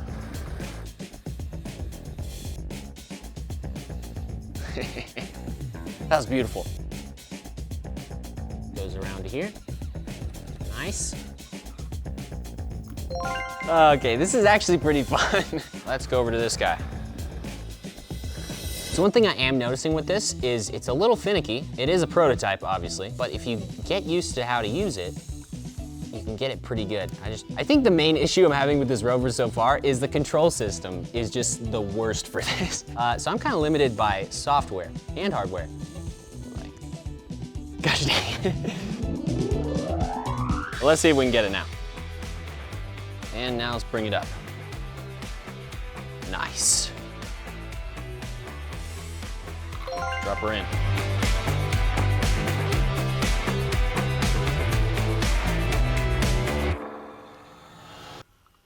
Slightly too big.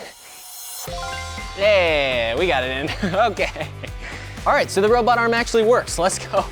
That's pretty cool. We've successfully completed objective number 4. The objective for this level is to find and uncover a new specimen and then actually be able to take a picture of it to send it back to the lab. So we're gonna need to add a camera to our rover and also some sort of tool to be able to actually uncover these from the sand. So the first thing I wanna add to this is a brush. And for that, I'm just gonna use this guy, which is just a little bristle brush. That should brush the sand away so we can get a good look at the fossil or specimen. And I was thinking about maybe like mounting this underneath or to a separate arm, but then I realized we have this fully articulatable robot arm right here, and it already has a motor on the end. So we're just gonna create another attachment for this that we can connect our brush to. First, we just gotta connect this to an axle. So I think if we like clip it here, I'm thinking that may just fit right in the end like that.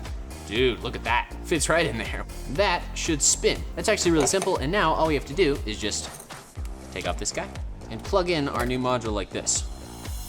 Archaeology. And I also built one more of these that's a drill attachment, and it works the same way. And they can just decide what they're gonna do before they send it out, so they can attach this manually. I designed a system for that. Now to add a camera to the front of this. For that, we're gonna use this guy. It's a very tiny button camera. The thing I wanna do with this though is make it so we're able to angle it up and down. And for that, I'm gonna use a worm gear, because worm gears are just great, okay? Check it out, guys. I found this really old Lego magnet piece. And if we attach this to here, this should allow us to just snap on our camera using the built-in magnet.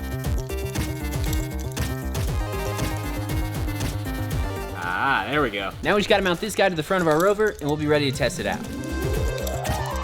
Guys, before we test this next one, make sure you subscribe so you can become a member of the Brick Science Stud Army. That way you won't miss any of our future videos. Here we have our level 5 rover. We just added a few little things. So there's 3 specimens buried in the sand and we need to photograph and clean off each one of them. Once we do that, all we have to do is make it to the end so we can transmit the images and we can call this thing a success. As you can see, we can turn on our spinning brush and lower this guy down as soon as I remember how. Rotate her into place. And now we just gotta clean this off. Let's see if this thing actually works. We just gotta be real gentle about it.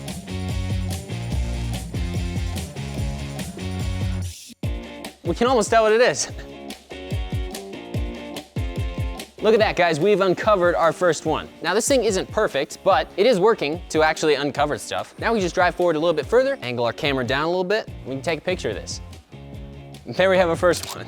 Let's go to the second one over here. As we run over our last fossil. I'm gonna switch this out for the drill, see if we can get a little bit of a better digging action here. Let's see if this works. Hey, actually that uncovered it quite a bit better. All right, there we go. Well, we can definitely see what it is better, so let's take a picture of this one. Now, we just have to uncover the third one. Come on.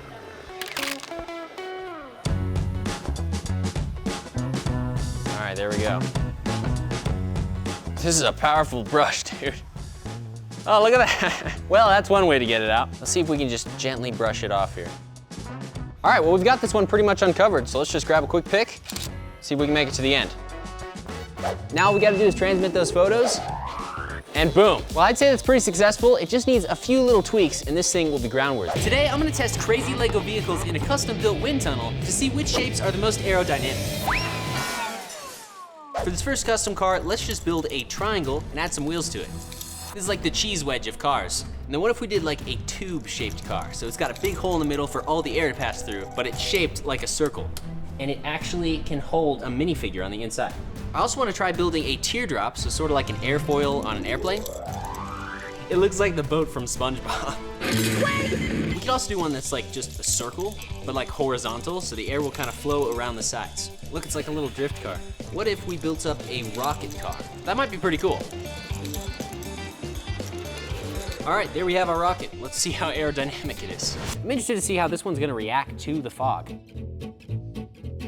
Seems to be working pretty well. A lot of the air is just going right underneath, right? But yeah, that's definitely an aerodynamic shape for sure. However, I don't know how fast this is gonna be because it's adding a lot of downforce because of such a steep angle. Started off slow. Wow, it's already up.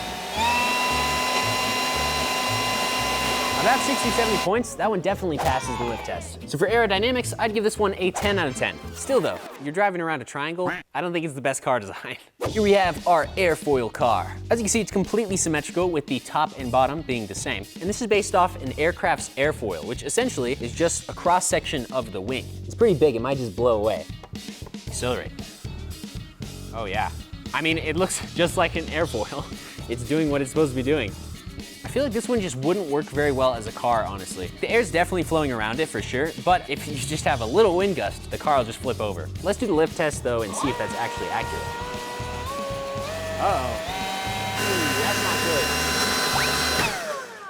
That one's a fail too, unfortunately. Don't design your car like an airfoil. You don't want it to fly. That seems kind of obvious. We probably didn't have to test that. I'd give the airfoil a 3 out of 10. Here we have our rocket car, which sort of made sense as an idea, but not for aerodynamics because there's a rocket engine on the back. And accelerate. Ooh. I can see it going around the top and the bottom of the rocket, so I think it's working pretty well. However, again with the symmetry, that's not the most ideal thing if you're going for speed. This isn't an aircraft. You want to actually have traction on the ground. I'd give the rocket car a 5 out of 10. This here is probably my favorite car I've designed, the tube-shaped car. The idea with this one is the air will just go straight through. It's bound to be a very windy ride. The speed of that air is gonna be blasting at the guy's face, so. Take off. Whoa, that's sick. Look at that, it's just flowing right through. But again, if you have just the wrong angle of air, it could actually lift up the top of that tube and you'd go flying. Oh, that's not good. Oh no. Oh, that's terrible. Yeah, it's gone. If you were in a car driving like this and then you flipped over, that's like a double whammy. So the tube car is a fail. I'm gonna call this one like the SpongeBob car. The idea for this is that the air would just go right around the sides and kind of bounce off, but it's also perfectly flat, unlike a regular saucer. I like to fill it up first and then take off, because it just looks sick. It looks like the car is moving because the atmosphere stays in the same place. But okay, yeah, so for this one, it's definitely going around the edges. It's also catching a lot of it underneath. I think it's actually coming up through the cabin. The windscreen's also not bad. That's a very aerodynamic windscreen. I'd give this one probably the lowest of the video, 3 out of 10. Let's see the lift test here. 139, 146, 150.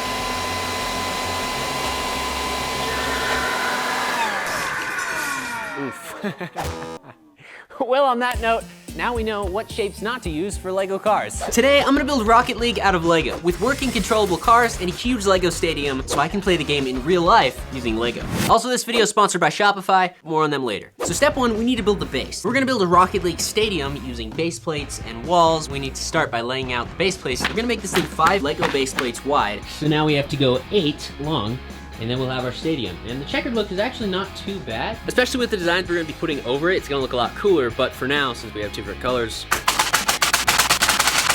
let's add the rest. This should give us plenty of room to actually play Rocket League with remote control Lego cars. So the next step is to actually lock these together, and then we can build the goals. As you can see, it's all locked together. We're gonna actually put blue and orange details on it because those are the 2 colors in Rocket League of most of the stadiums. The plan for this is to actually have 2 remote control Lego cars that we build, and we can actually play Rocket League. I even got a special Lego soccer ball. So the next step is to build the goals that are gonna go on both sides of this. For the goals, I got a bunch of different pieces too. We have a lot of clear pieces because the backs of the goals are kind of clear. Sorry, I was just sick. My voice is like, bleh. So we got some curved pieces for the corners that are way too big. Wait a minute. All right, this is the size of the goal here. So let's just build up this a little bit and get a feel for where the glass is gonna go. Okay, so if we have the curved pieces right here, and then over in front of that, we have this, that should work. So let's take this, we'll connect these together with these plates, and then connect the next section. Okay, fix that, and that goes right there. Now to actually hinge this, we can use these special pieces. On one side, we'll take one of these Erlings and we'll put it right here so we can connect this, and now we can hinge it. And then on the other side, this piece, and now we snap this together, Nice. And now we have a hinging goal. It's very beautiful. And then we need to build up these walls because these are also clear.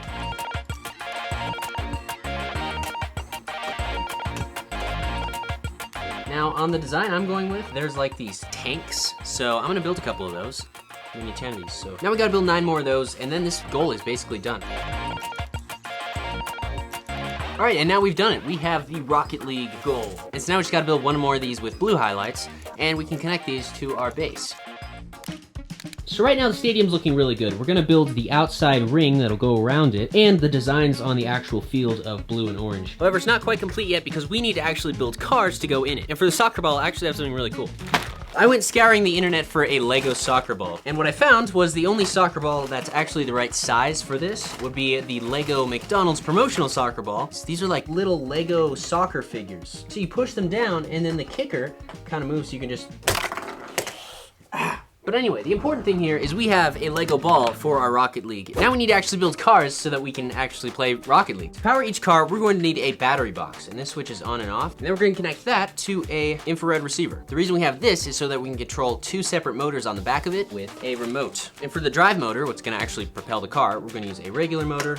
So now if we turn the battery box on and we push the red button, our motor starts. So we can control the speed of the car with this one. And then to turn the car, we're gonna actually use a servo motor. And the servo motor has this really unique property where it only turns so much. So that's how the electronics for this is gonna work. So what we gotta do is combine this into a tight, compact space and just basically create a base for the car so we can add designs and whatever. Let's build a couple chassis for the wheels so we can get the scale. I want wheels with a lot of grip, but I also want them to not be ginormous. Snap together 2 of these axles, put the wheels on those. So now we kind of get the scale for one of our cars. Okay, so now we just gotta build the steering mechanism. So you put those in there. This will be rigid with the body, and this one will turn.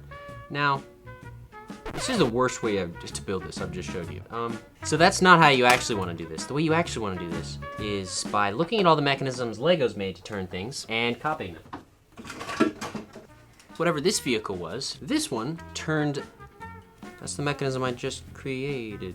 Oh, I'm dumb. We can use this mechanism, we just have to fix it. The connection point needs to be flush with this piece here. Yeah, that's why it's good to build Lego sets, because you learn a lot from it. Okay, so to make the steering mechanism actually work, what we're gonna do is we're gonna put this piece in here, then snap in 2 of these, and then we're gonna take an axle and put 2 gears on it. The turning part kind of slides around a little bit, so you do need 2 gears, I think. Next what we wanna do is grab one of these, and this has like, you know, little gear notches on it. It's like a gear rack, but small and connected to Technic. And I found a great way to attach wheels. I was looking at some Technic sets that Lego actually produced. Click on one of these and one of these. We wanna make sure the tires, the connections for those, are on the lift arm that's gonna be static. And then on the bottom side, we wanna actually put this piece, and this will control the steering. So now we just need to connect this. Now I've connected to my battery box. We wanna make sure it's straight. So this actually works, check it out. Okay, so that's perfect. And this does have a differential on it, technically, since these are both on separate axles. For the back, we actually do need to build a differential. So the next step is to build the back axle on the car and figure out how to motorize that. So this is the back axle we have, and this is wrong, because we actually need to put a differential. Put an axle on this side, put in your bevel gear like that. So you can see they can turn separately of each other. With a differential, it's actually easier for the car to turn because the wheel on the inside turns a lot less than the wheel on the outside. And if that's the same axle, you're gonna have skidding and it just is not efficient at all. And so now we just need to make this spin using this motor. So to attach this to this, we could do is we could take another block, put this inside of here. Does that fit? It doesn't fit, okay? This differential fits, so we're gonna use this one. Nice, and then we can attach something to the top of that to make that spin. Can we put a little bevel gear through here? I think we can. So now, if we put that there, we can still spin it like that. And we have a good gear ratio here for torque. And then we just need to activate this gear.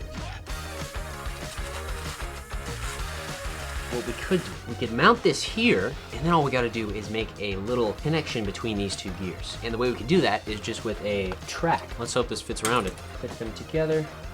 Cool, okay, so now if we plug this in, this should work. And it does. And check this out, we stop one wheel, the other one still spins. Now that we have both those on there, we have turn right and left, and then we have forward and backwards. That's really compact too, so that's like perfect. Now we just gotta attach all these together using some lift arms and stuff.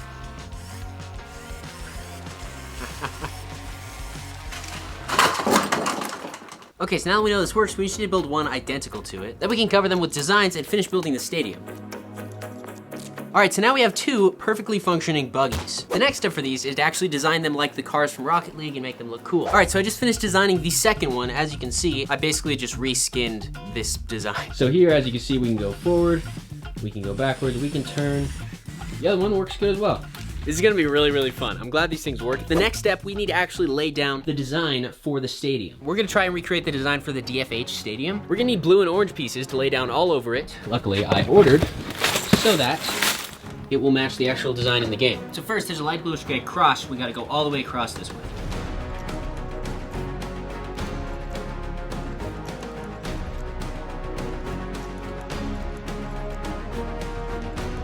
Okay, so we got the majority of the orange laid down. However, I just realized on this side, in this little shape here, On the actual map, that's filled in with dark bluish gray, and to keep it real to the actual map, I have to fill that in. with dark bluish gray.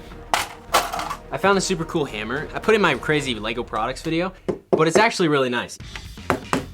Boom. Oh gosh. And we just gotta hammer in like a bunch more plates. All right, now these are all locked together. I'm just gonna do the same thing for the other side. Now we can put these back.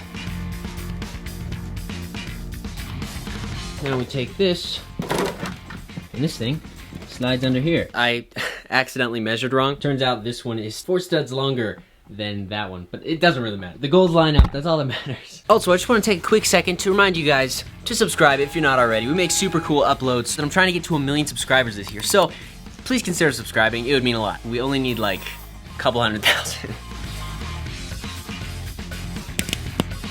So I'm building these areas 3 studs wide because it gives it like the perfect thickness.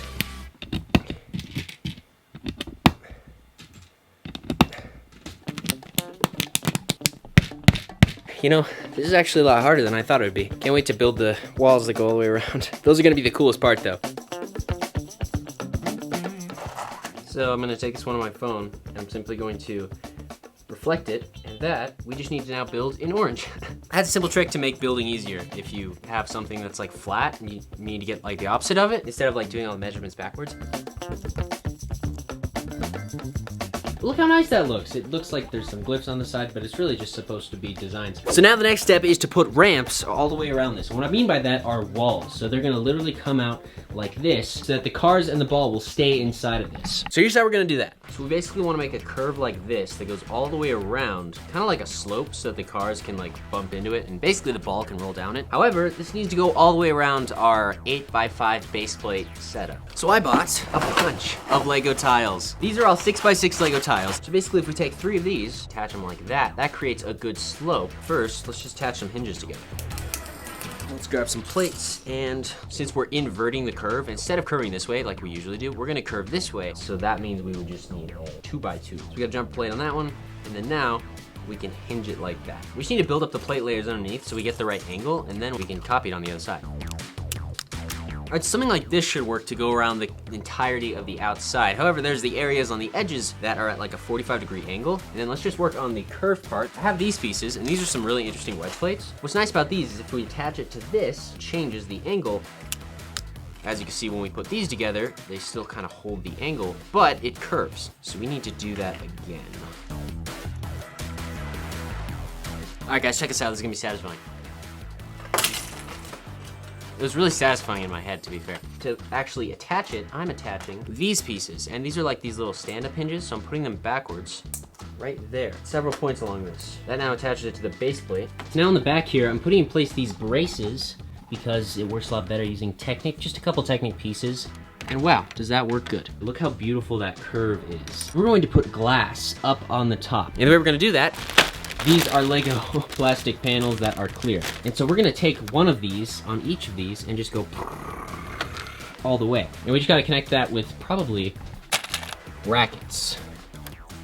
That'll go around the entire thing, looks super cool. and then we're gonna do something really cool and add lights to actually make it light up. This is going to be like the coolest part of this whole project. And it's gonna look really cool around the stadium. Now, if we wrap this all the way around the outside, is that cool or what?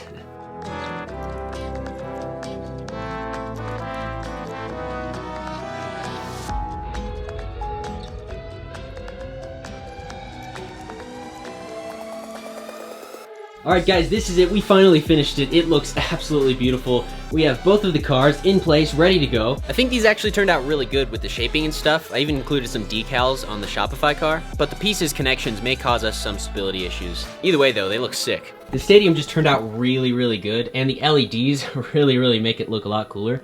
Honestly, like, I'm super happy with this thing. We have our ball here, and this is gonna be what we're gonna try and get into the goal. Also, as a quick note, I modified the remotes, so as you can see, this is how you steer, and this would be forward and backward. And we're gonna actually play Rocket League. I have my sister Ella who's gonna come over and actually play with us, and we're gonna see who can score the most goals in 8 minutes. And now, as you can see, it's on, the wheels reset, and we're ready to go. So this is Ella, my sister, and ow, Okay. we're gonna actually play Rocket League. So Ella, choose your car. Green. Okay. So we're gonna go for 8 minutes and see who can get the most goals in 8 minutes. Wait, 3, 2, 1, go. I kind of figured those would break off. Oh gosh. I don't know what to do. Ooh, rail riding. Wait. Oh! Oh! No! Go on! Hey, goal for me! No! Oh my gosh! No! Wait! Yeah, 2 Dang points it. for me. So I'm 2-1 right now, and I had a tiny bit of practice, so I'm gonna give you like a 5-second head start. Such a good backer up. I'm pausing the timer again. You wanna make a Got it. 16-point turn? Okay. Go. Oh yeah, I forgot I was giving you a head start. No. Cards are very breakable. Hey, I Wait! really broken mine. I got it! I got it! I got it! I got it! This is so unfair though, because I can just guard like that. This is actually pretty fun. Hey! Yes. Hey! Look! No! No! No! Yes! Yes! You have to actually hit Wait! it. I got it! I got it! I got it! I got No. it! I got it! I got it! Ah. You're supposed to give me a fist bump. The cars are a little breakable, but that's just because I designed them to be like, look like the actual cars. But we're just removing parts as we go, you know, kind of how the game works. Sorry. The wall is just taking it right now. Being good. No. Yay!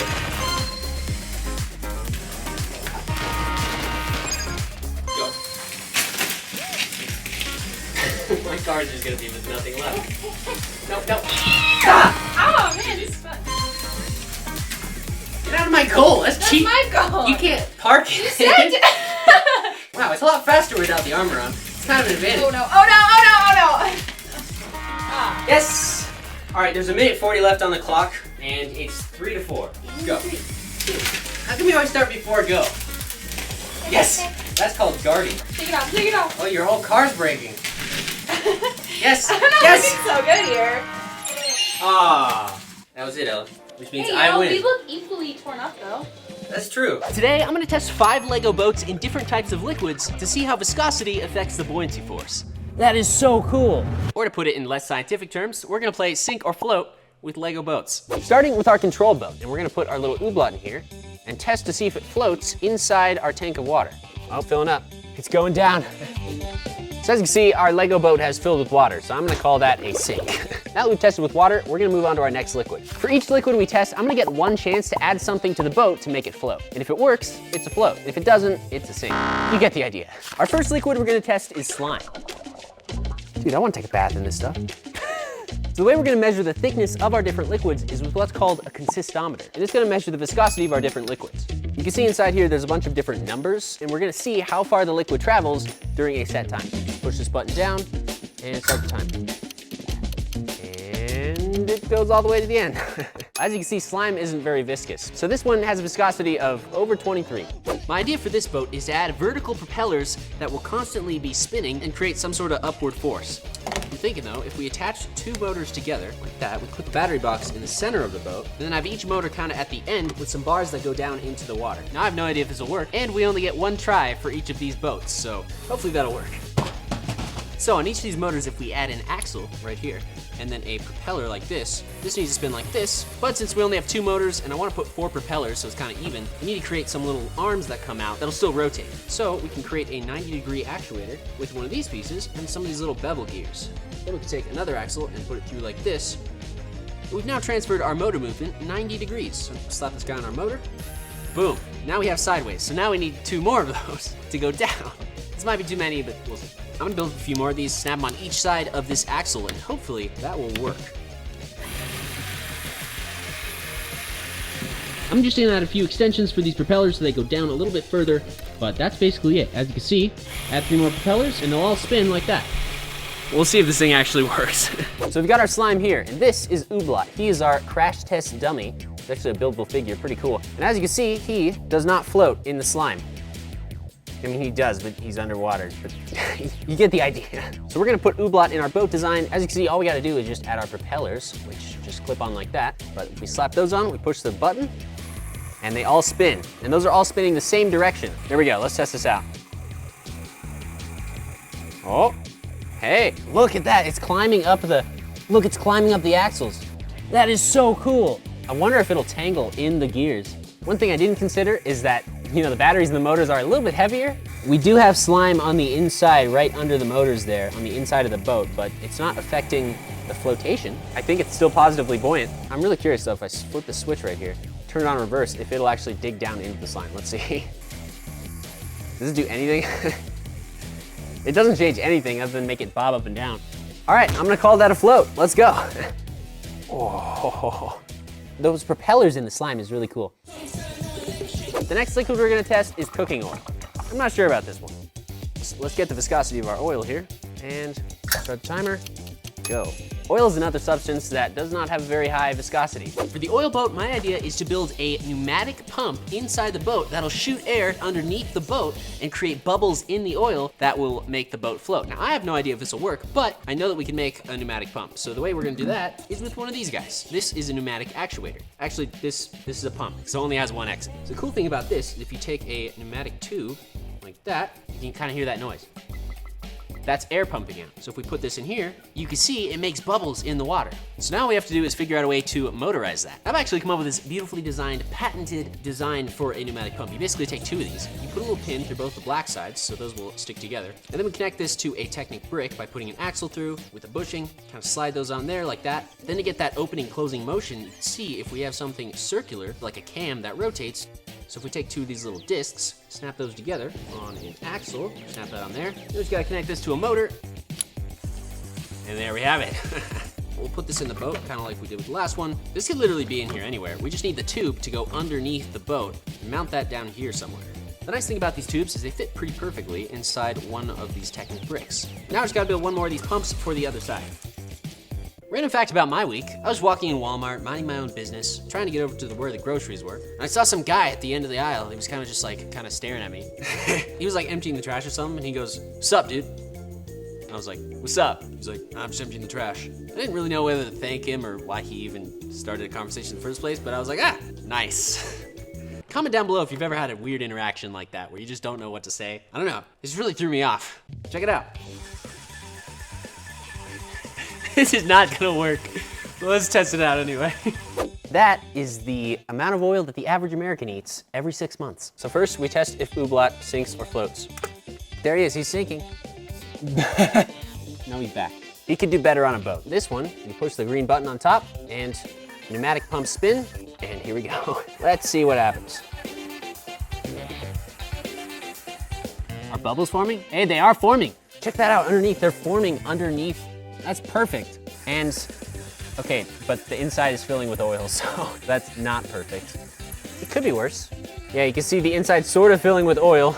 Not the most ideal thing. Look at that, it's already like up to the battery pack. I wonder if we can directionalize the tube so that it swims in one direction. Let's see, put these tubes backwards. In theory, if that works, it should start going this way. It is kind of, look at that. When the bubbles come up, it kind of like pushes it just barely. I'm quite impressed at how well these boats are floating so far. I really figured a lot of them would sink. So I'm gonna call it a float. And Ooblat is still hanging in there. You did well. All right, I changed my mind. This is sink.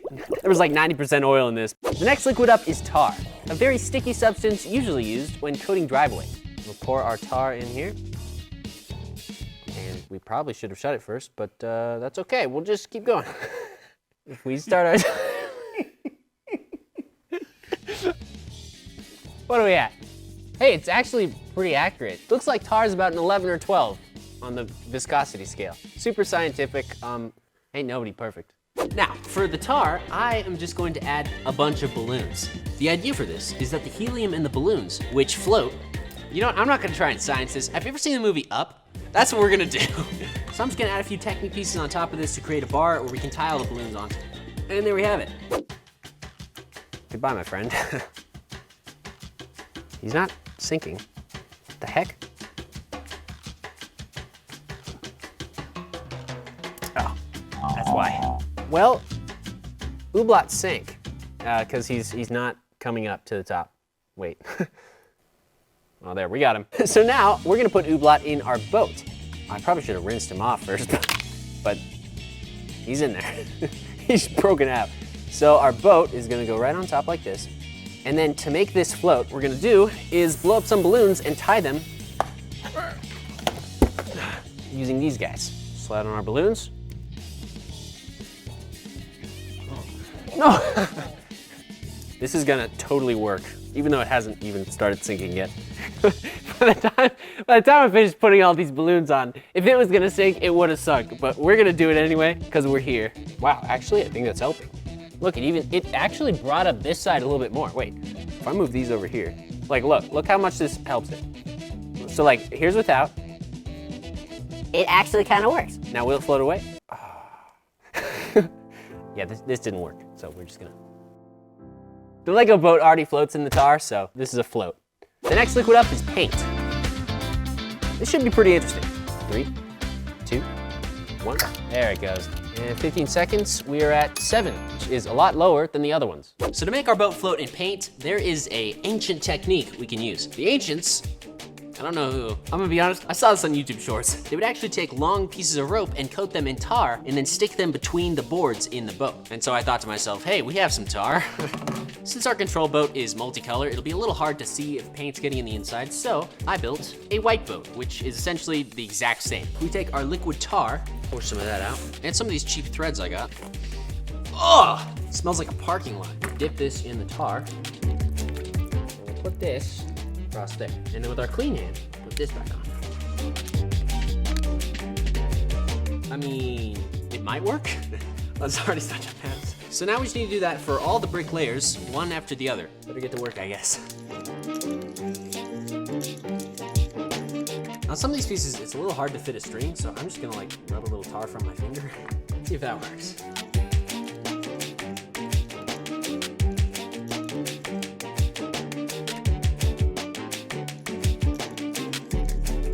All right, here's our boat. Let's see if it works.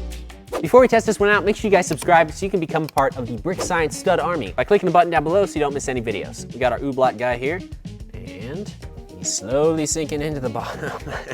I'm pretty positive he's equally buoyant, which means if we pushed him down underneath the paint, he's not coming back up.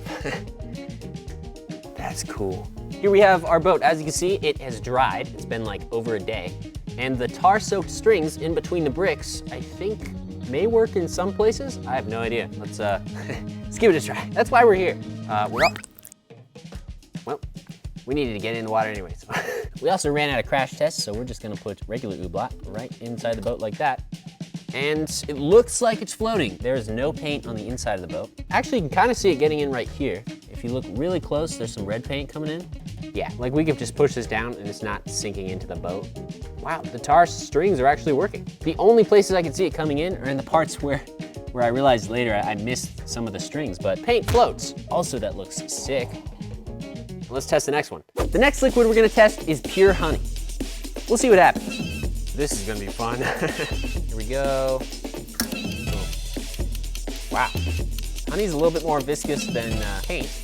And looks like honey's about 10, which isn't bad. What we're gonna do is take 2 motors, create a sort of wheel on both sides with flippers that will spin and sort of churn the honey. Now, I don't think it's gonna churn the honey at all, but I do know the best way to stay above water when you can't swim is to flap your arms around like this. So we're gonna just try it and see if it works. We just gotta create a pretty strong mount for this on top of the battery box so it stays, well, literally just like that. It's pretty decent. So now we got a strong attachment for the motors, we just need to build the flipper. And for that, I think the best way to do it is to take a axle and a couple of these, and we'll just start with one of those like that. Now, we gotta make sure this sticks in here so it can spin. In order to do that, we need some sort of axle, so let's just grab this, and this has an axle hole in it. Just put it in there, and boom, now this thing spins. And since we wanna make this a double paddle, we can put this here, and do kind of the same exact thing. Now I'm just gonna fill in the gaps and extend these with more lift arms. Now if you guys are thinking, hey, this design looks kind of familiar, that's because we used it before in the all-terrain vehicle video, and I'm pretty positive it worked. Here we go. And we already have issues. Hopefully it'll be better this time. Snap these on, and boom. Hey. Yes, hello? You gonna work? Great. All right, here we go. Oh. Faceplant. Maybe if we put him in, oh no. Well, he's not really sinking. He's sort of halfway floating. The bubbles are kind of forming around his feet, which is interesting. You know what? Our boat may actually float in this thing after all. I did end up adding a few gear ratios to each side of this, so it's been just a little slower. The gear ratio also helps to make it stronger, so it can hopefully power through the honey. Hopefully not fling things everywhere, but there we go. As you can see, it works. Honestly, I have no idea what this is gonna do, but let's see if it actually works. In 3, 2, 1. Oh, it's actually working. Look at that, it's like swimming in the honey. Oh my gosh, it's half sunk. Can we get this one in there? Yes, look at that. It's working. It's totally working, let's go. Oh, now it's just burying itself. Oh gosh. Check it out. Dude, I had no idea this thing would actually swim. Look at that, guys. That is a complete success. Well, it sunk to the bottom, but it did swim all the way across, which I did not think would work at all. Oh, what a mess. Did you guys know I could do magic? Ooh, oh, oh. Oh. Today, I'm gonna build a Lego car that's hopefully powered by magnets. The reason I wanted to do this is because I saw this meme that's been going around. And it's basically a car with a long arm on the top of it that's holding a magnet, and there's a magnet on the front of the car that supposedly always attracts the car so that it can constantly move forward. Now, this is a meme, but aren't you kind of curious if it works?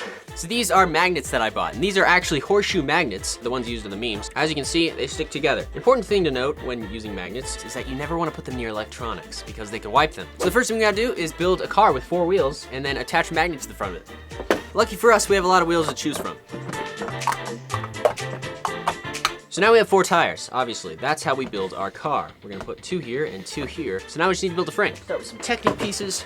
To build our frame, we're gonna lock these Technic bricks together with Technic pins and put a couple of these in the middle to actually make it wide.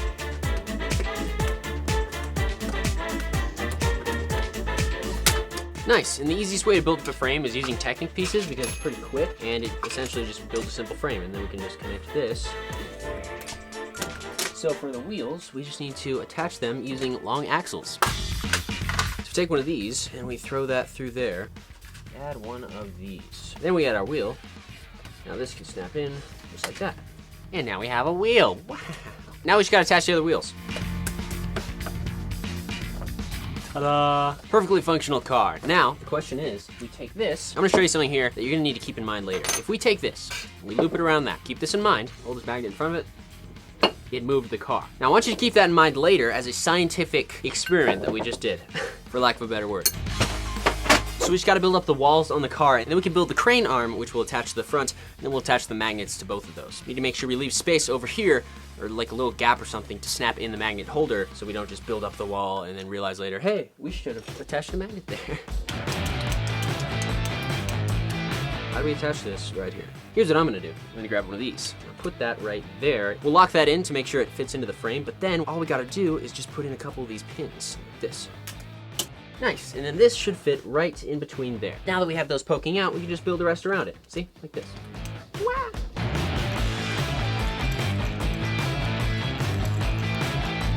All right, now we're gonna do the same thing we did down here with 2 more of these little things. They'll hopefully hold our magnet in place.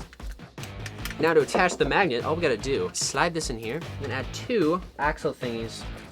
We really need to weigh down the back of this. How do we stop that from happening? I don't know, but I'll probably figure it out. We can obviously add cool designs to this if we want to later, but now I just gotta get the basic idea built up, see if this thing will actually work.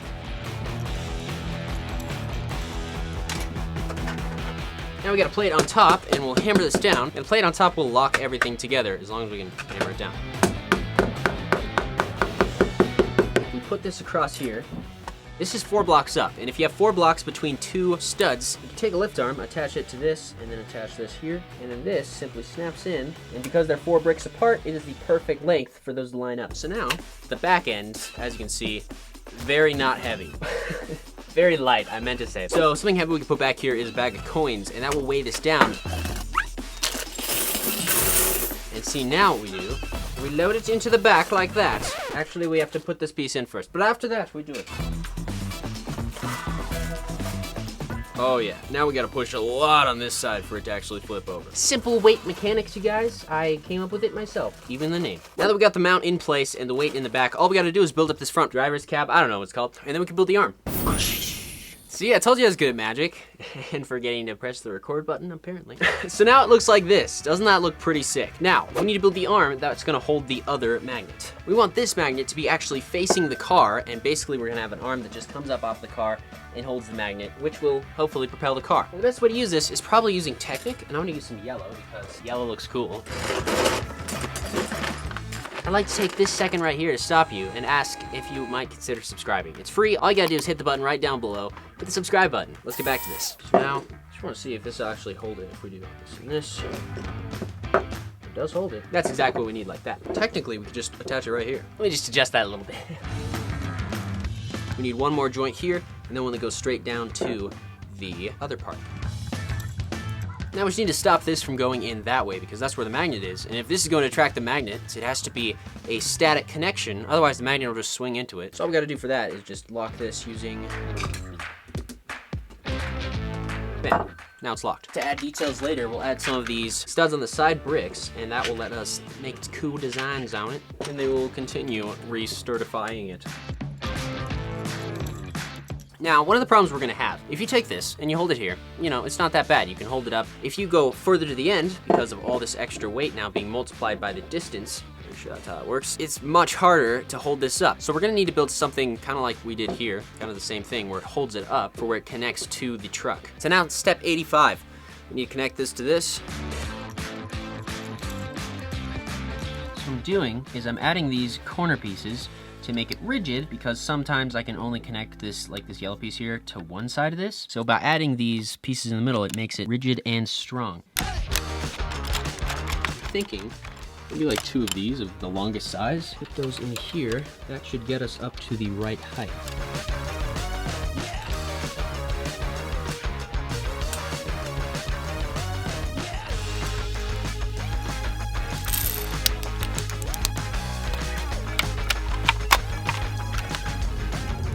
All right guys, so here we have it. We have it all built up. As you can see, some beautiful designs I made originally. I think overall it turned out pretty good with all the details, but the question still remains, will this create a perpetual motion machine? No more need for gas, petrol, whatever. As you can see, here we go. Opposites attract, so we want blue going to red.